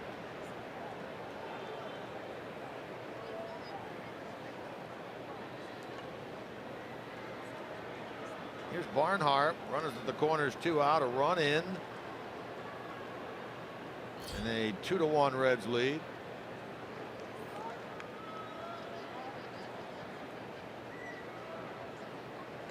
Andrew Chafin is throwing in the Diamondbacks bullpen now. There's Chafin. There's only been 1 no-hitter in baseball this year, and that's by the former Red Edinson Volquez, now with Miami. He no-hit this Arizona team back on the 3rd of June.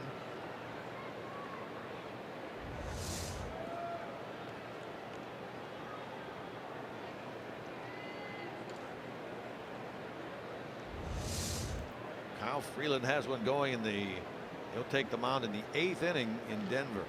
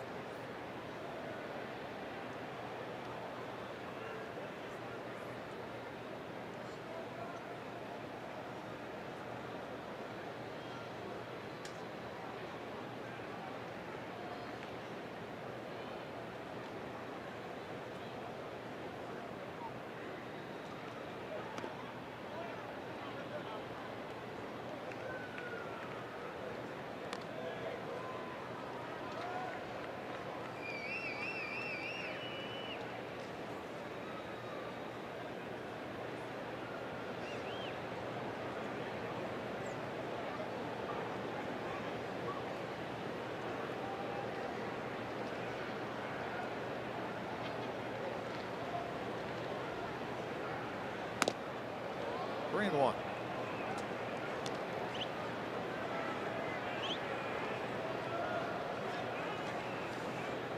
And now they will go ahead and elect to put Barnhart on. Intentional 3-1 walk. Second walk by Corbin. New with Bailey with the bases loaded, 2 out.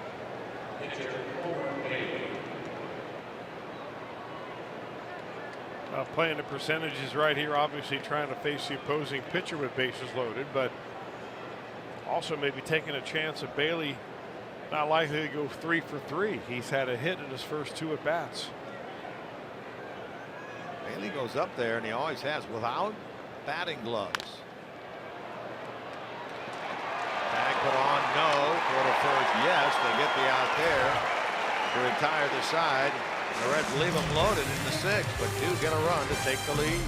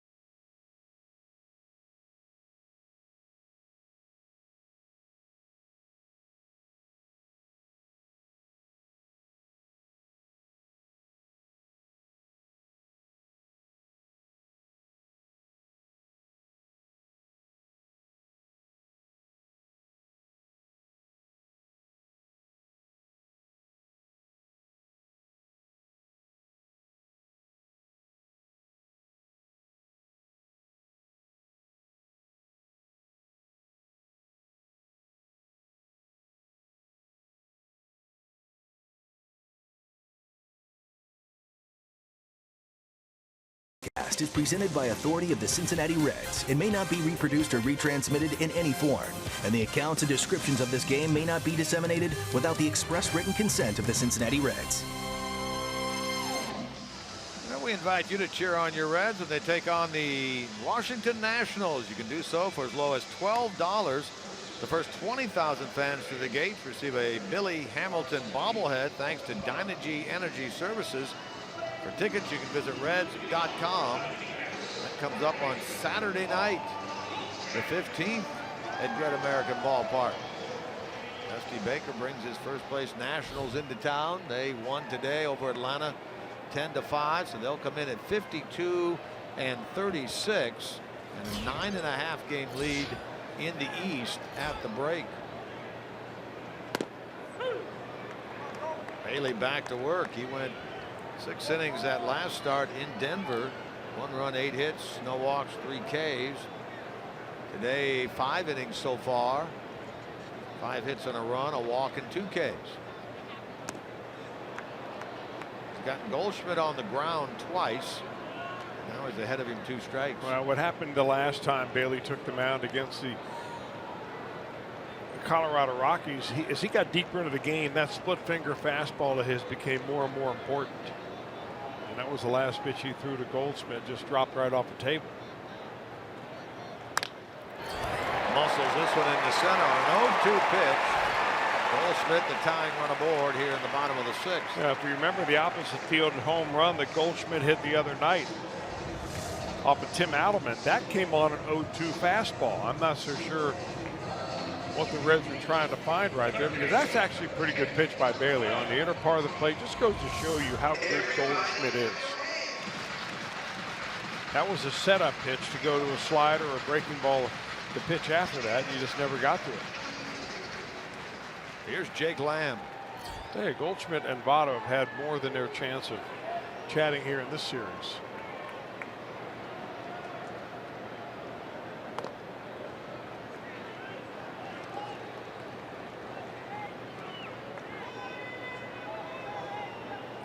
Lamb in this game is grounded out, flied out. In the series, he's 1 out of 10.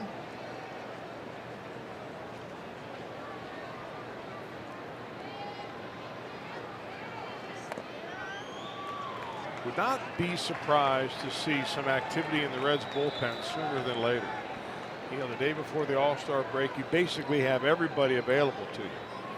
Arizmendi Alcantara takes over at third. Suarez has got an early shower.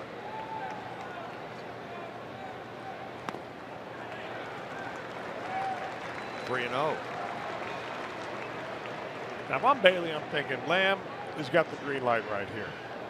Number 4 hitter in the lineup. He's a home run hitter. 20 home runs, 67 driven in. So you can't just throw a cookie down Broadway and expect it to be a easy strike. They lost him on 4. So for the first time in this game, the Diamondbacks are putting the first 2 runners on in an inning. Nobody warming up in the bullpen, although a little bit of quick conversation, I think, between Mac Jenkins and Brian Price may change that. You see, Bailey's thrown 69 pitches, so it would not be a pitch count issue here.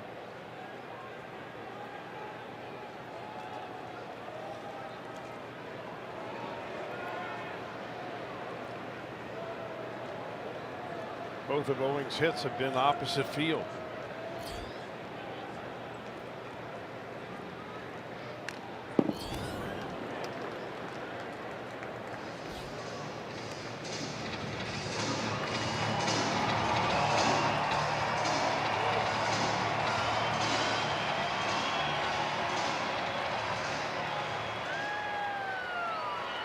Leadoff single to center by Goldschmidt on an 0-2 pitch. 4-pitch walk to Lamb. Owings up there now.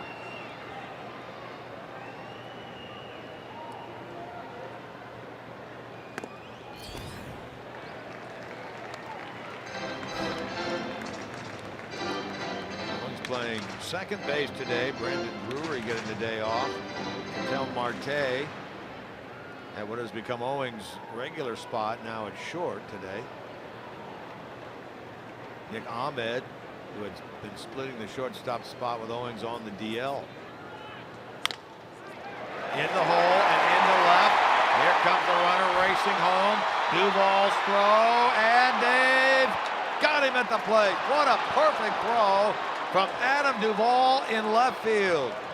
Tony Parrish-Chica, the third base coach, took a shot, and Goldschmidt is out easily at the plate on a beautiful throw from Duvall. Well, it took a really nice play, no doubt, and a throw that was on the money, but it wouldn't take a perfect throw. And he's very close. He's out by several steps. In fact, he didn't even get close enough to the plate really to get a slide all the way in there. Diamondbacks have been ultra aggressive trying to score from third base. Second time today they've had a runner thrown out at the plate in a one-run ball game. Here's Chris Iannetta. The runners moved up on the throw home, so Lamb is now at third and Owings down at second base. How about 20 outfield assists by the Reds this year, tied for the most in the National League. Big time play there by Duvall.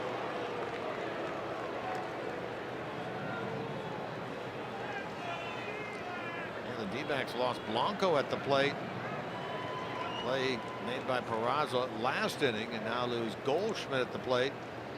And a throw from Duvall in this inning. Iannetta had really no chance at all against Bailey Slider in the first inning. He did ground out the second time up, but based on the first two swings of this at bat, I mean, would you throw him anything else? Iannetta telling himself, don't chase it off the plate. Bailey saying, well, I'm going to throw it out there. We'll see if he chases it off the plate.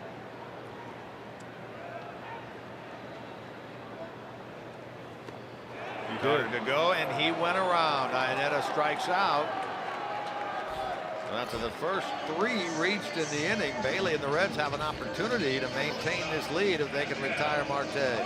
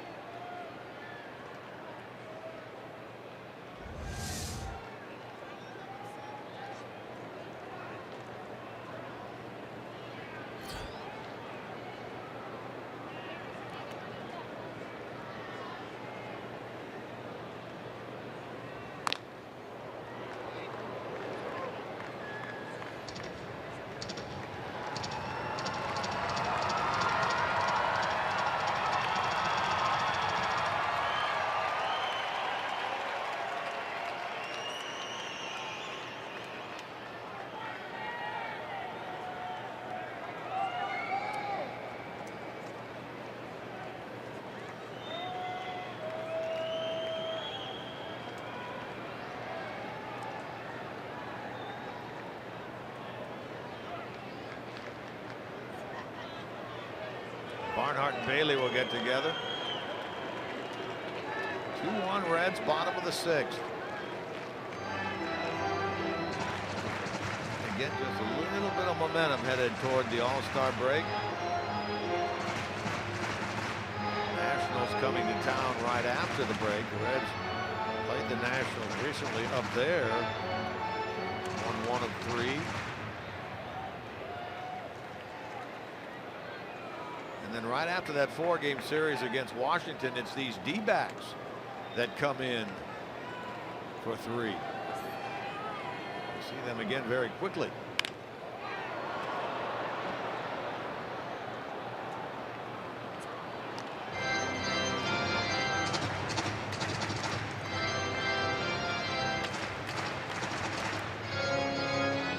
Marte has been retired on the ball hit on the ground both times he's been up in this game.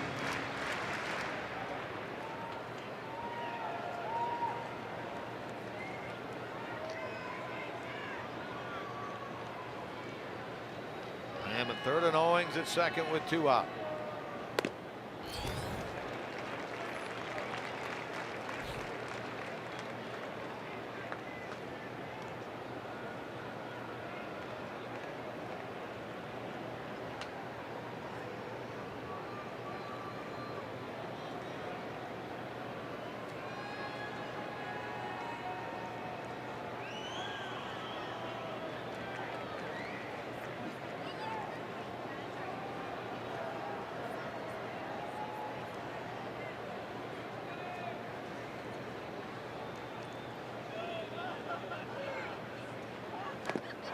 Got him on a pitch in the dirt. Barnhart will throw him out. And a nice job by Bailey and the Reds to come through that. And in particular, big throw by Duvall and a nice tag at the plate by Barnhart.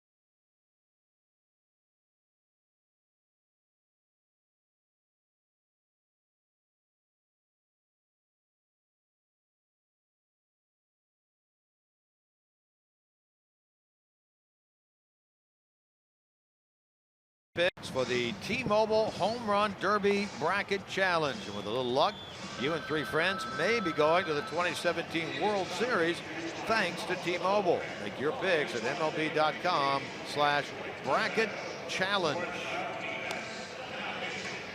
Number of the young sluggers that'll be in that competition. In this list, most home runs by rookies prior to the All-Star break. How about Aaron Judge? 3 shy of Mark McGwire's all-time record. Judge, that's a new Yankees record. Cody Bellinger with 25, 1 behind Joey Votto for the National League lead in home runs. Bellinger is the 3rd seed in the bracket. He'll take on Charlie Blackmon of Colorado in the first round. Judge is the 2nd seed. He'll take on Justin Bour of the Marlins. The 1 seed is Giancarlo Stanton. He'll take on Gary Sanchez of the Yankees in the first round. And that leaves the 4-5, Mike Moustakas of Kansas City and Miguel Sano of Minnesota. And that's tomorrow night down there.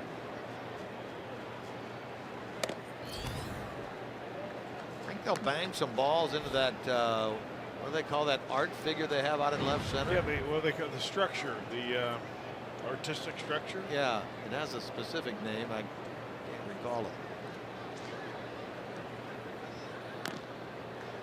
Maybe they'll hit some into the Clevelander, place that you like to hang out down there. Probably. Why not? Why wouldn't you like to hang out in there? I just remember a number of years ago, 3-4 years ago, we were down there and you and your wife did some exploring of the club scene down on South Beach. There were some pictures. Whole different world down there now. New pitcher's Andrew Chafin, and he rings up Billy Hamilton to get the 7th inning started. Billy has struck out 3 times.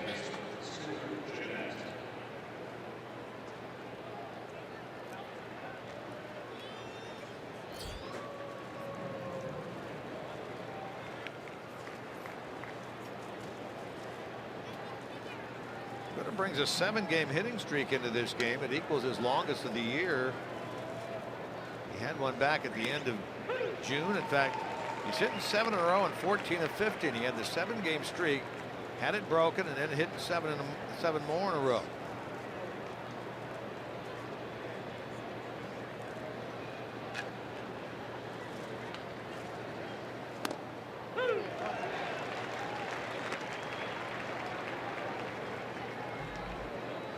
There's a look at Chafin, the 2nd pitcher of the game for Arizona.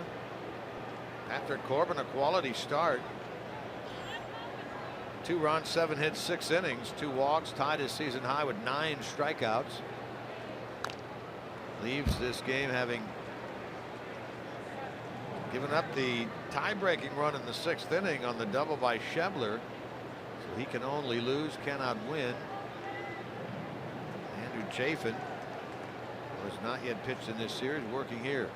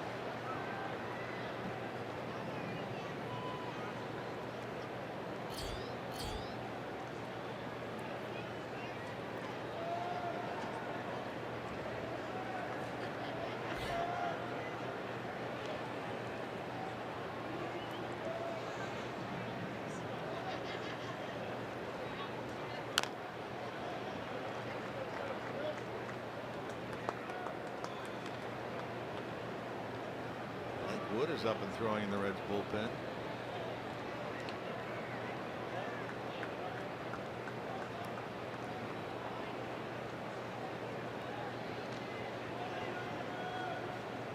Votto waiting on deck with 1 out. Goldschmidt. Norman handles it. 3-1 put out. Cheer on Joey Votto and the Reds when they take on Bryce Harper and the Nationals for as low as $12. For tickets, visit Reds.com. That's that first series after the break in Great American Ballpark. A couple of all-stars right there. Harper, in fact, received more votes than anybody. Any position, either league.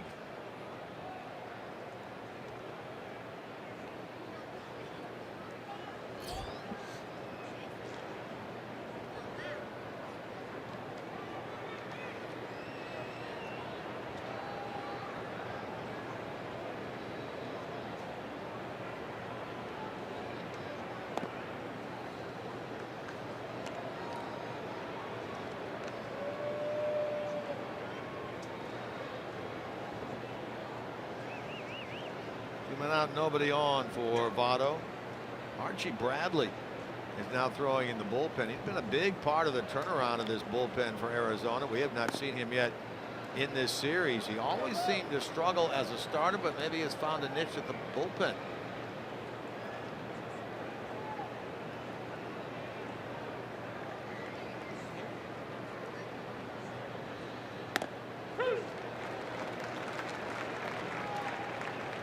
In this game, RBI single in the 3rd gave the Reds a 1-0 lead, meaning he'll go into the break with a 5-game hitting streak.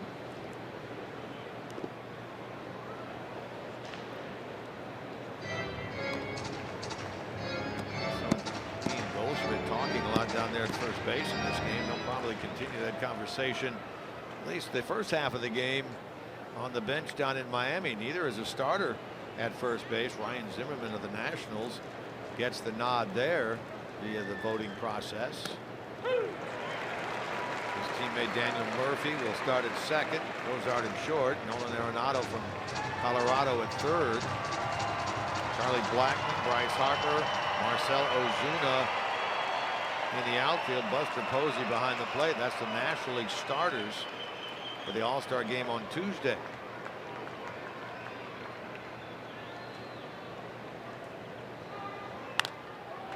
The other way by Votto, and it's going to be handled out there in left field by Blanco. Reds go in order for the 2nd time in this game. They do so here in the 7th inning. And as we do most Sundays, on this one, July the 9th, the final day before the All-Star break, here at the ballpark, we'll stay here and enjoy the singing of God Bless America.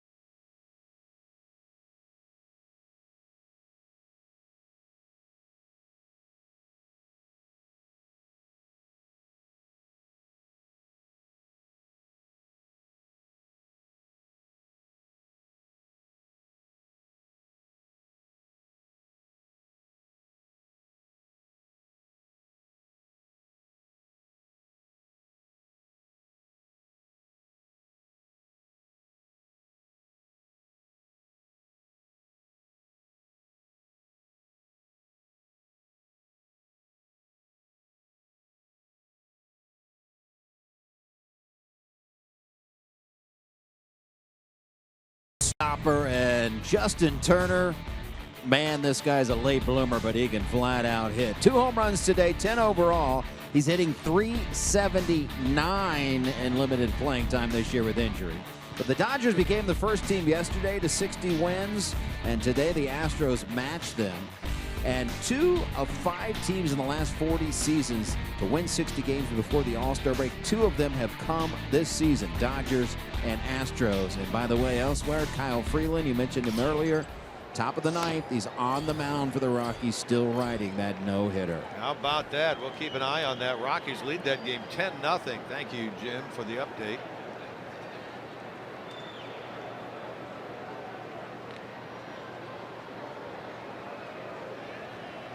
Gregor Blanco leads it off against Bailey. He went 6 that last time out against the Rockies and into the 7th inning here tonight. Chris Herman is out on deck to bat for Chafin.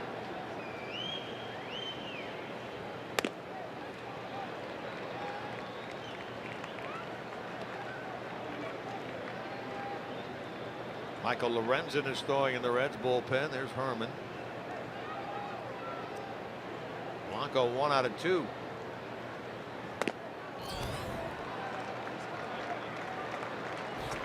Pitch count wise, he's still in very good shape at 83. That game on Tuesday, he threw 99 pitches. Slimmest of leads.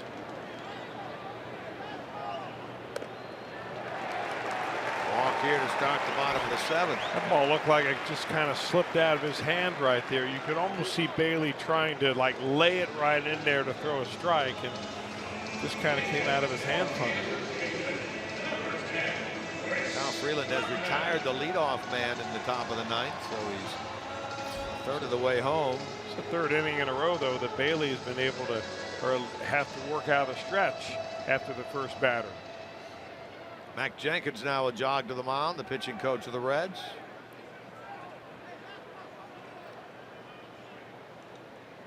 Hey, we want to pass along an update on Terry Francona, the manager of the Cleveland Indians, who had that heart surgery, not a major open heart surgery, but a heart procedure.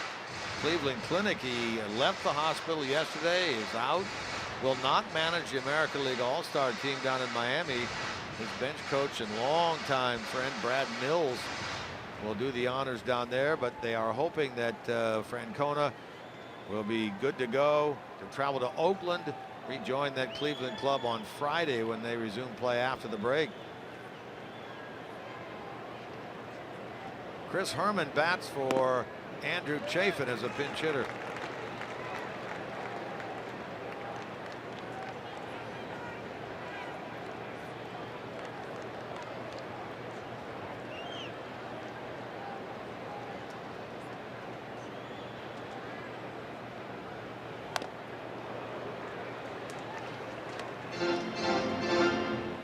Herman hitting just 180 with 7 home runs. 2 for 19 as a pinch hitter. I was going to say that looks like a home run swing that he took right there. Looking fastball, getting fastball, just a little notch behind it. A couple of Texas guys going up against each other right here. Homer and Bailey from LaGrange. And Tomball, Texas, the town responsible for Chris Herman. The pinch hit single in the 7th inning here Friday. Started when 0 for 4 behind the plate last night. Pinch hitting here.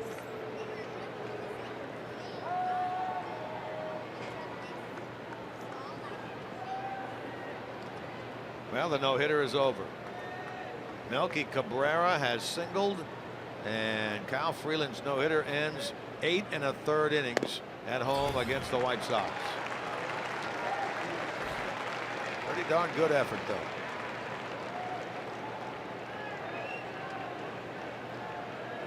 Jim Day reports that Ryan Hannigan, the man behind the plate in that game today for the Rockies. 8 1/3 no-hit innings of baseball for Kyle Freeland. Double play ball to short, bobbled. There's one. They don't get it at first. Peraza bobbled that ball. The Reds get just the one out. That's a shame right there, too, because the ball was hit right on the money. 3-1 count, but that's DP lane all the way.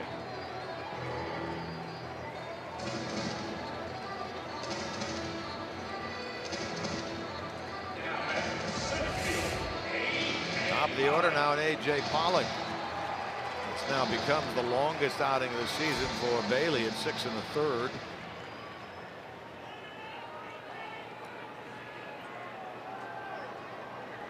Pollock today been on twice, has a couple of stolen bases.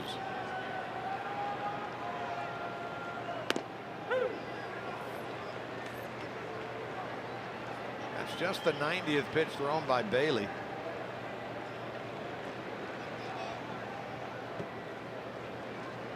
Pollock's home run in the 3rd tied the game in 1.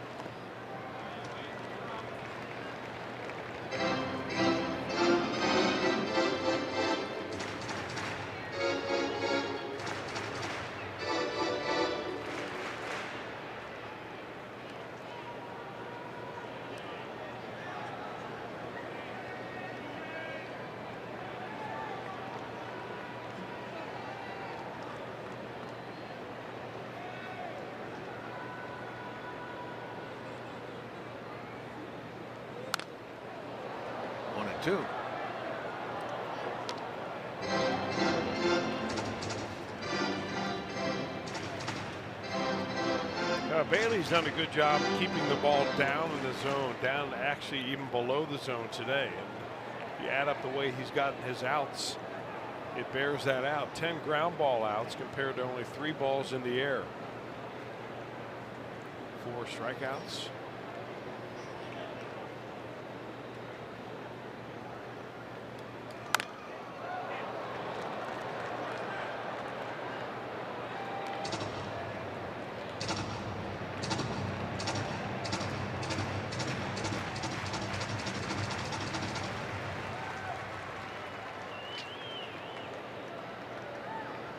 Got away with a hanging slider right there. Last couple of breaking pitches Bailey's thrown have been kind of up in the zone a little bit. That could have been more of a cutter than a slider type. We'll see what happens here.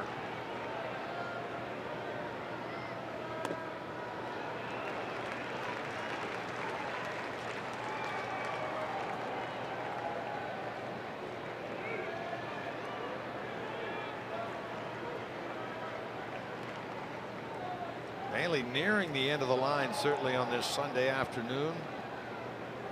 He'll work again next Sunday, so he'll have a couple of extra days in between starts.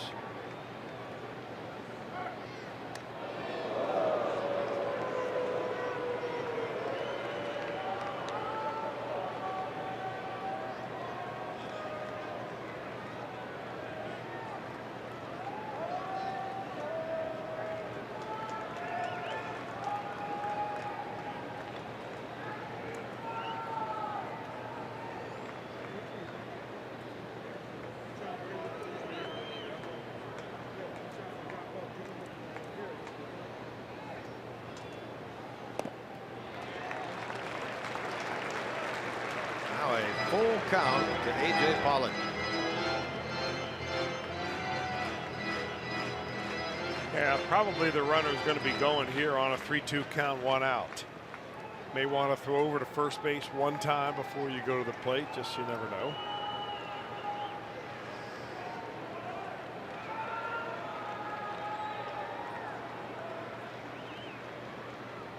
Herman not going. Pollock stays alive. I'm a little surprised at that. I've been, first of all, stunned by the Diamondbacks' aggressiveness trying to score on 2 plays that the runner was clearly out. That was a great play by Duvall. And you called that perfectly right, Jim. An exceptional play by the Reds outfielder to get that ball right to Barnhart in time for the last out at the plate. And they've also tried to force a run in on a ground ball to shortstop with the infield in.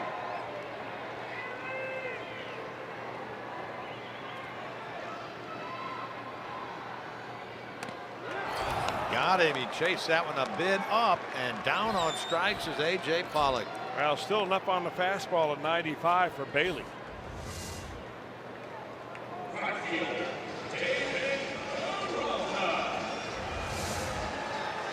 Nice job there by Bailey. Records his 5th strikeout. Now he's at the exact spot in which Luis Castillo was last night, which is to say 6 2/3. He's given up 1 run, 7 hits. Castillo no runs, 3 hits. Trying to get to Peralta here. Send this game into the 8th with the Reds still in front. Been able to weather the storm of the leadoff double in the 5th.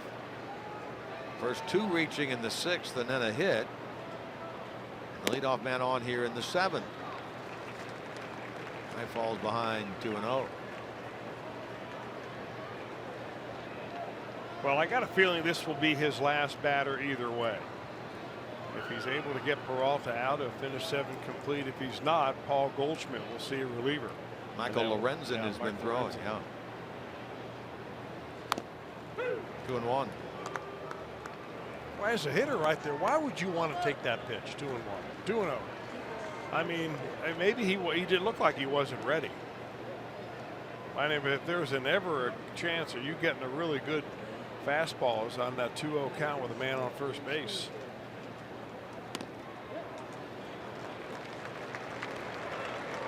Tries a little backdoor cutter right there that misses the plate. Well, he threw a fastball 2-0. Will Bailey come back and throw a fastball here in another hitter's count, 3-1?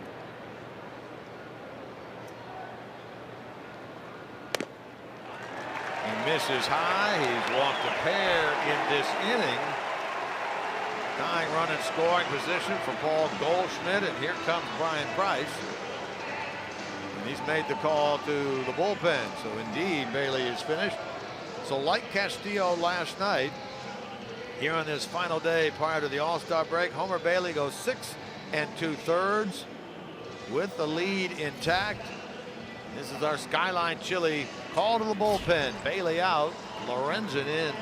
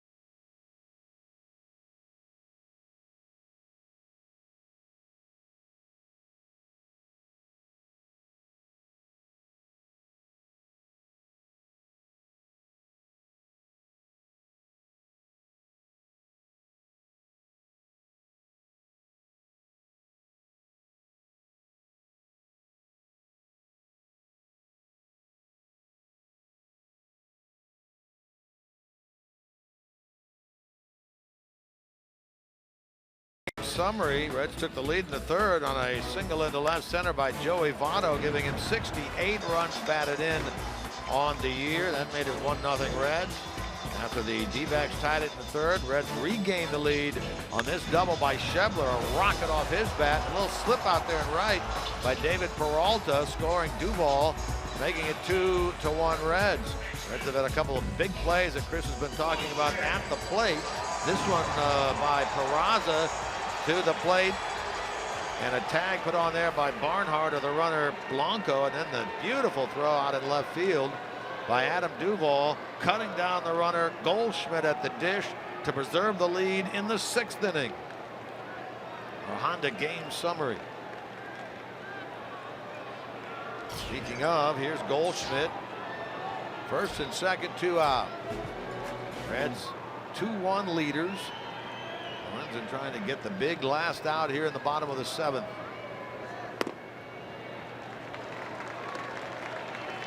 Homer's line 6 2/3, 7 hits. 1 run thus far. The runners on are his. Walked 4, strikes out 5. Where he was really exceptional today is how many strikes he was able to get out of his sliders, his curveballs, and his split finger fastballs. A lot of strikes with those off-speed pitches.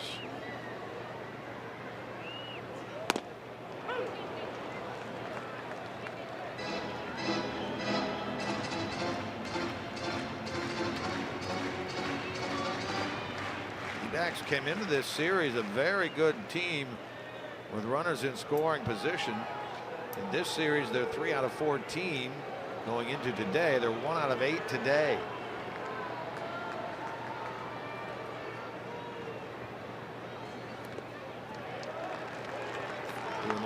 It almost seems like Michael Lorenzen has instructions: do not throw a fastball to Paul Goldschmidt. First 3 pitches all breaking balls. He's got a good one, Lorenzen does. He's got both the slider, cutter type pitch and a kind of more of an overhand spiked curveball. That you see him put his index finger right into the seam of the ball. That's a spiked curve. Some people call that a knuckle curve.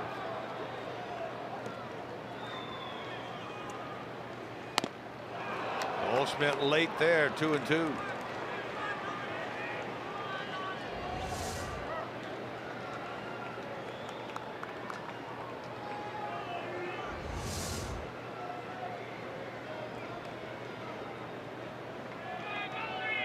the leader in the National League with runners in scoring position. Paul Goldschmidt against Lorenzen.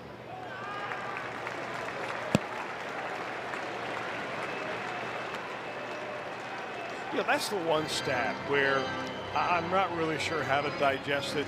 Some people claim that, you know, the runners in scoring position batting average is just essentially an extension of what you do normally. And others say, well, nope, when the game's on the line, this guy's a better player. I'd go with the latter, I believe. Goldschmidt's pretty tough. Runners on the move on that 3-2, and we'll do it again. Trying to preserve the lead for Bailey. Trying to make it 2 in a row for him going into the break.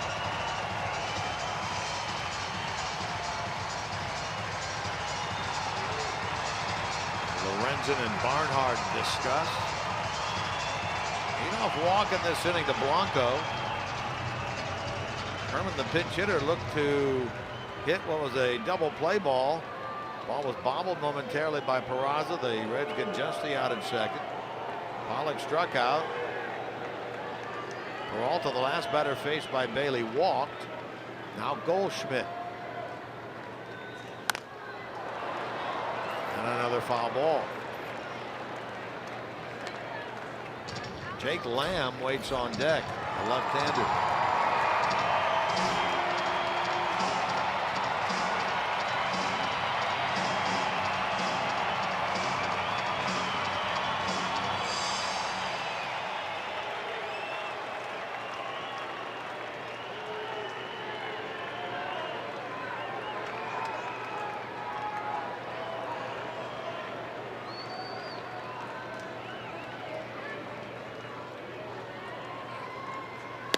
Got him. Nice pitch. Michael Lorenzen. Goldschmidt disposed of. Lorenzen gets the job done. We head to the 8th.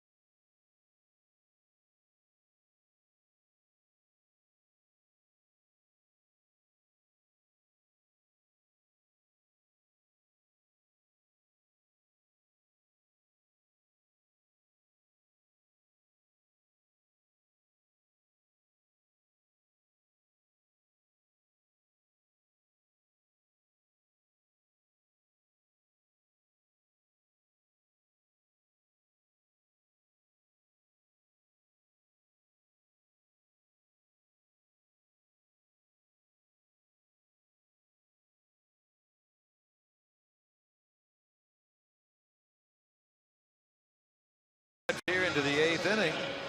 The pitcher on for Arizona is Archie Bradley, former #1 pick by the D-backs. Yeah, they got him out of high school. That would be Broken Arrow High School in Broken Arrow, Oklahoma. Same school that produced Brad.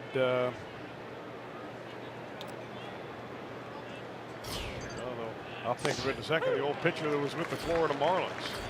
I don't know why I remember that, but. Well, you don't remember. I remember his first name. Big guy. You'll help me out in a second, won't you? Once you say it, I'll remember. Brad Penny. There you go. Oh, yeah, he bounced around a little bit. Archie Bradley. Not this guy. Converted starter into a reliever and got that big old bushy beginnings of a ZZ Top beard going there.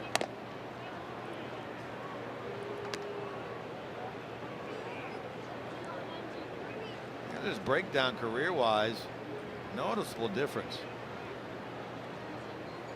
Last year a 5.02 in 26 starts for Arizona. This year into the bullpen in 32 games, a 1.15 ERA, averaging over a strikeout an inning, and a whip, as we like to talk about, of under 1.89. Yeah, that's very good. Anytime, whip is basically walks and hits divided by innings pitched. So the lower the number, the better. But don't think that Bradley's going to be a reliever forever just because he's there now. Same thing happened to the starter, Patrick Corbin. He was put in the bullpen, I think, last year. And now back in the starting rotation. Going to be handled by Chris Owings, the second baseman, to retire Duvall to start the eighth.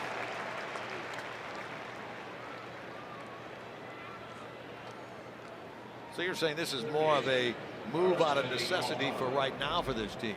Absolutely. I mean, you know, the bullpen is oftentimes a place where guys can get their act back together. They can throw a little bit more on the side in preparation, you know, more often with maybe less pressure when they do come into a ball game.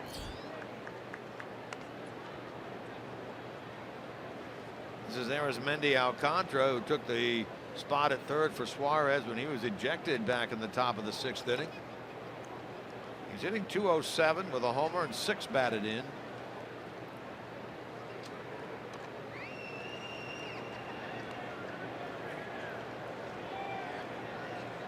Boy, his playing time simply has evaporated to nearly nothing since since the Scooter Gennett show started.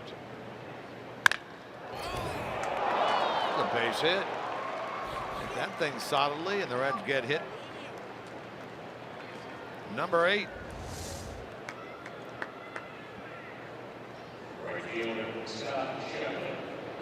Marcel Iglesias now throwing in the Reds bullpen. Schebler's double in the 6th is the difference in this game right now. It made it 2-1. And for Schebler, RBI 44.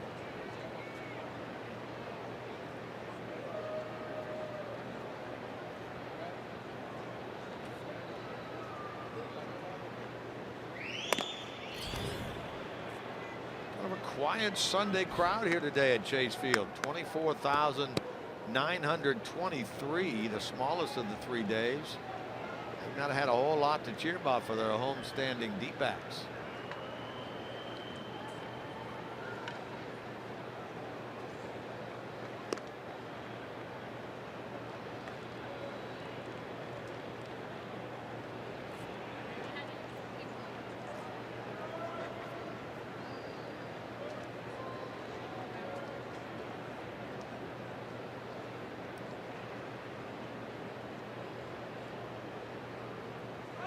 Alcantara on the move. Now he'll have to retreat as this ball will be handled by Blanco for the second out of the inning.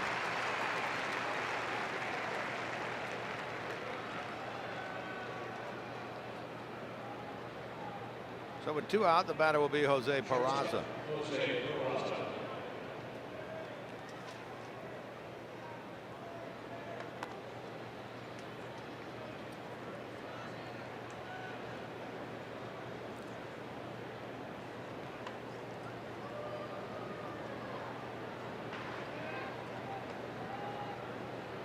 A pair of singles today. He's 2 for 3.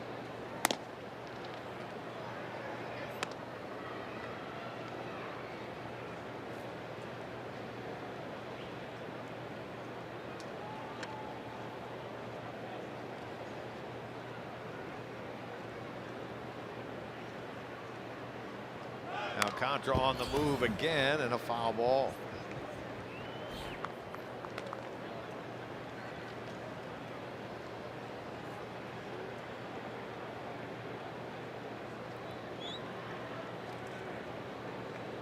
And this has been one heck of a week for the Diamondbacks. They began that series on Tuesday in LA against the Dodgers, 2.5 back, the start of a 3-game series with visions of sweeping that 3-gamer and retaking the top spot in the National League West. They entered today having been swept in LA and lost now 4 of their last 5, 6.5 games out. And if the Reds hang on, because the Dodgers were a 5-2 winner, it would be 7.5 out. There's 1. That's all they need.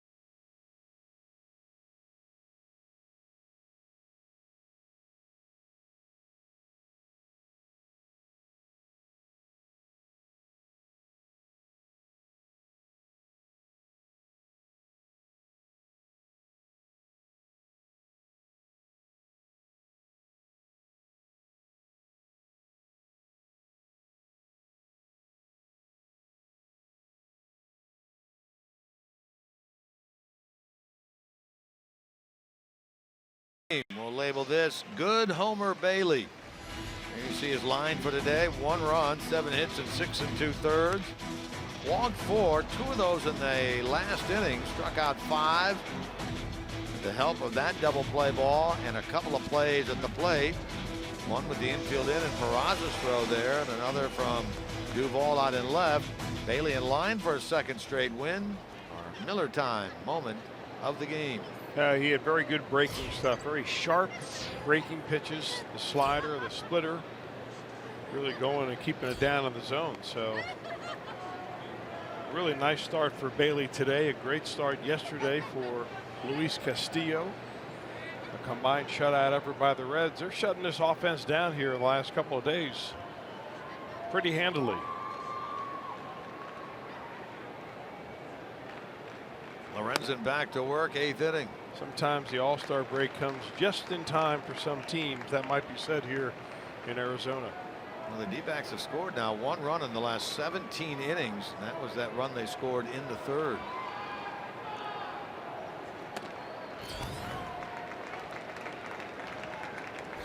Send out birthday wishes to a lifetime Cincinnati Reds fan, Gracelyn Kohler.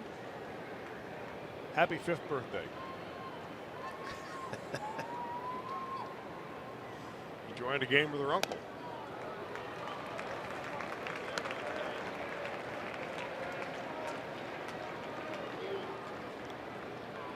Lorenzen has fallen behind here 3-0.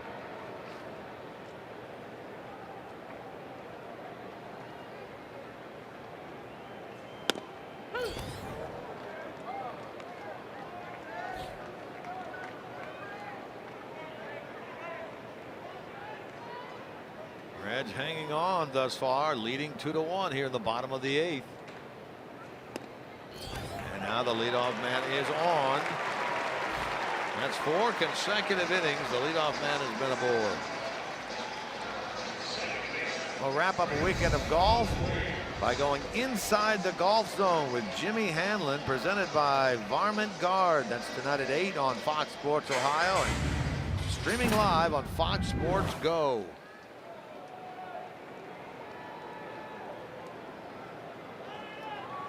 Here's Chris Owings. 6 times in 8 innings in this game now the D-backs have had the leadoff man on. This guy has 3 of the 7 hits. Peraza gets it to Jeanette, to Votto, and that's a double play. Jose gets an opportunity to amend that bobble he had earlier on a twin killing ball. Handles this one perfectly. Second of the day. Talk about just sucking the energy, whatever's left in this crowd and in that dugout by the Diamondbacks, just suck it right out of there. Ground ball, perfect DP lane location. Good turn by the Reds. D-backs just have to be wondering, well, what has happened to our offense? Iannetta with 2 out, nothing shaking.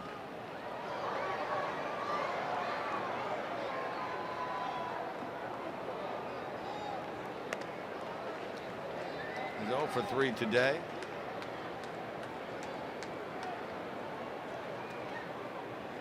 Iglesias will be ready to come on and work the bottom of the 9th inning if Lorenzen can get through here.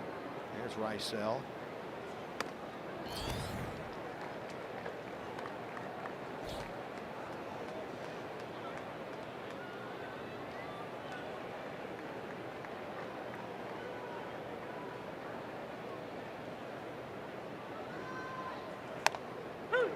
On and 2.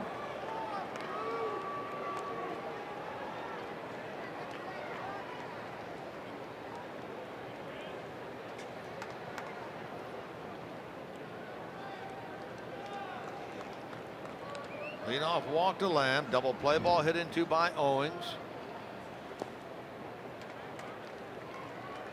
And Lorenzen trying to dispose of Iannetta. Yeah, he's trying to do it the same way that Homer Bailey did. Struck him out a couple of times that Bailey did. Those strikeouts came on a slider that Iannetta chased off the plate.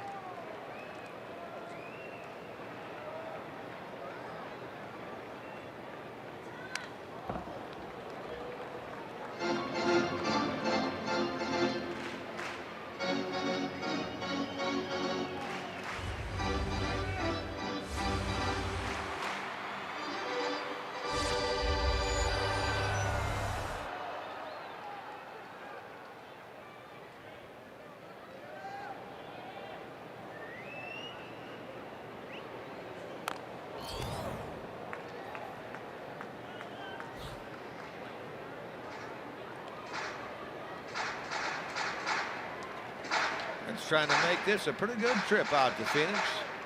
They left here at the end of March. End of spring training. Remember, went to Louisville, played an exhibition, then Dayton, and then ultimately started the year. They won't be back out here again until February of 2018 as a team. Ryan Price, of course, lives out here, and he's had the luxury of 3 days at home, then the All-Star break. So a little extended stay here for him. Got him on a nasty breaking ball. Froze Iannetta. Lorenzen happy about the outcome there. We'll head this one into the 9th.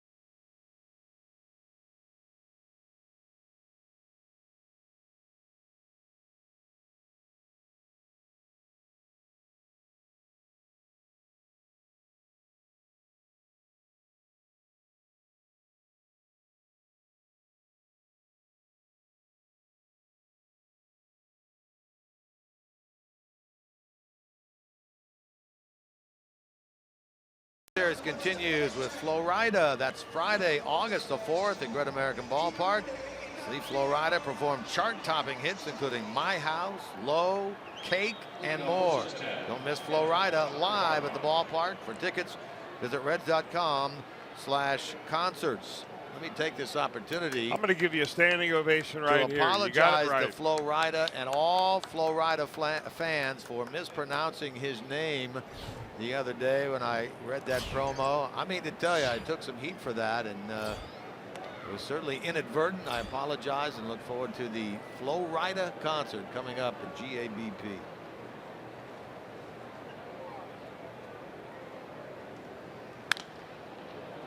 Ninth inning now with Barnhart leading it off.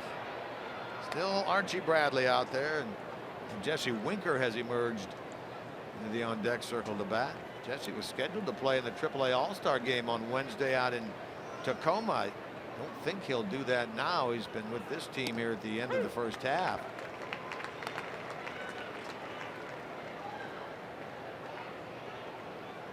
He may be with the team, I would guess, at the start of the second half until they need that fifth starter spot.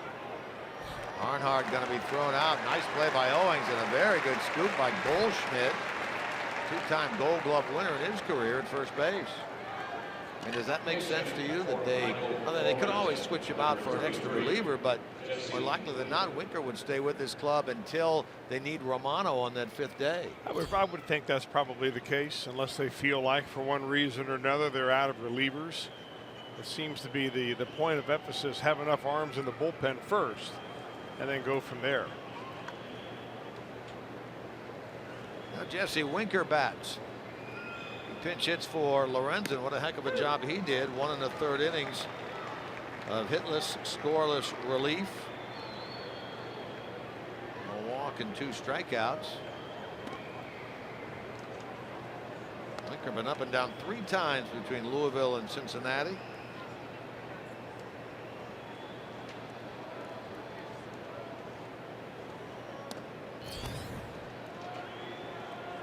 Pinch hit here in the 6th inning on Friday and struck out.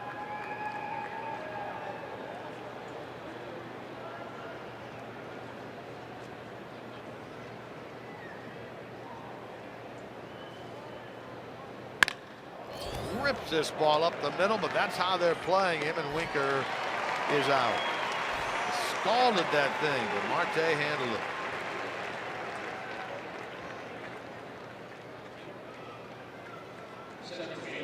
Now Billy Hamilton with 2 out. In the bottom of the 9th, it's the bottom of the order for the D-backs. Ketel Marte, Gregor Blanco, and then a pinch hitter for Archie Bradley. And Brandon Drury on the bench, a regular, a second baseman. Daniel Descalzo started last night. Also have an outfielder, Ray Fuentes, who started last night in center. See who they go to. Billy today 0 for 4, his 5-game hitting streak on the line.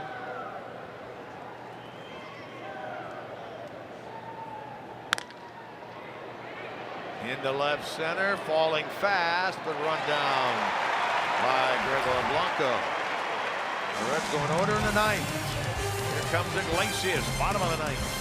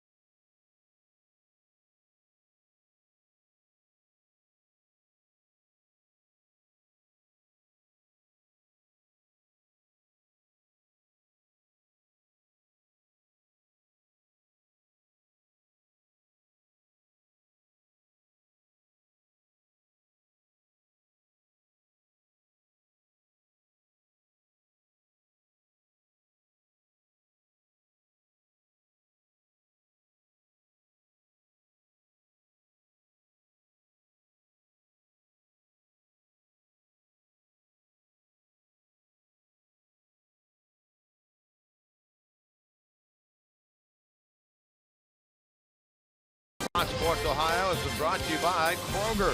Stop by your neighborhood Kroger to save big store-wide. Great food, low prices at Kroger.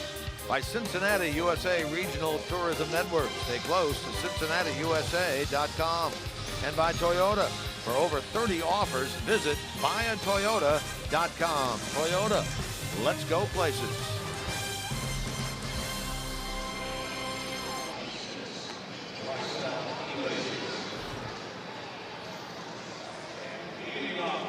Marcelo Iglesias will come on to try to save this game for Homer Bailey. Lorenzen, an inning in the third of no run, no hit, 1 walk, 2 strikeout baseball. Iglesias 15 saves on the year, looking for number 16 right here. Well, a slim margin of only 1 run, but he is facing the bottom 3 in the Diamondbacks lineup.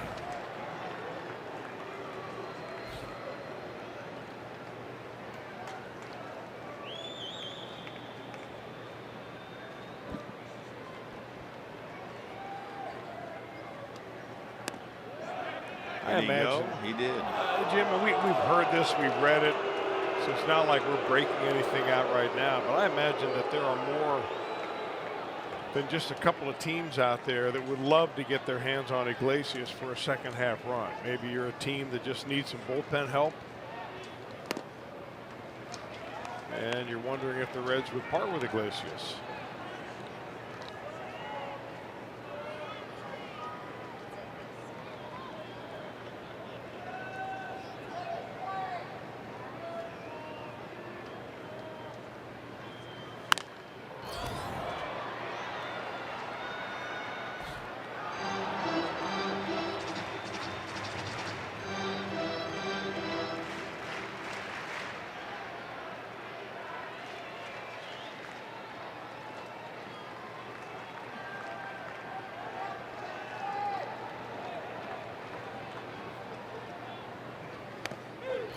Strike 3 call right at the bottom of the strike zone.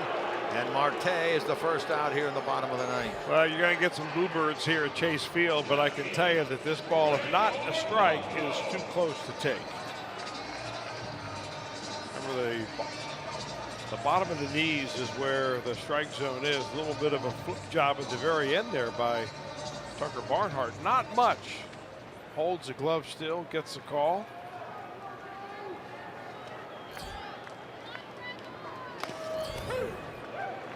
There's Gregor Blanco.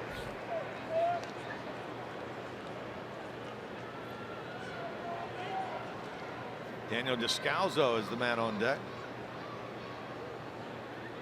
Blanco in this game 1 for 2 with a walk.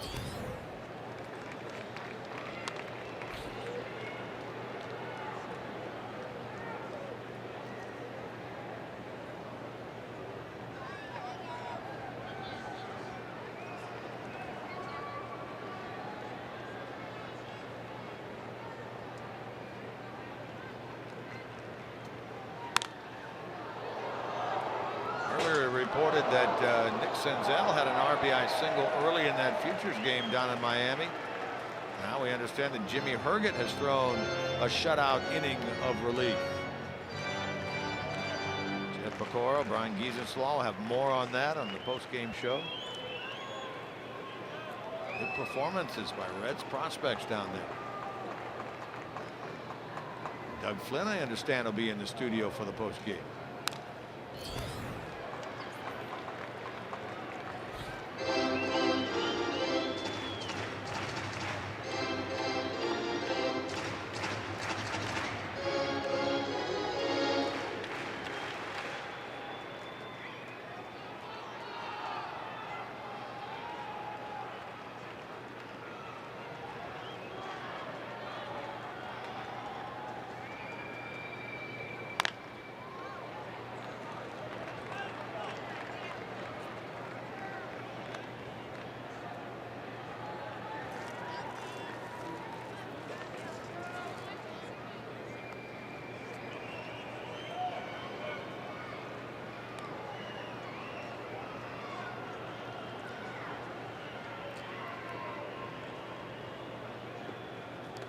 Checked his swing. Did he go? He did, according to Paul Emmel, and that's a strikeout of Gregor Blanco.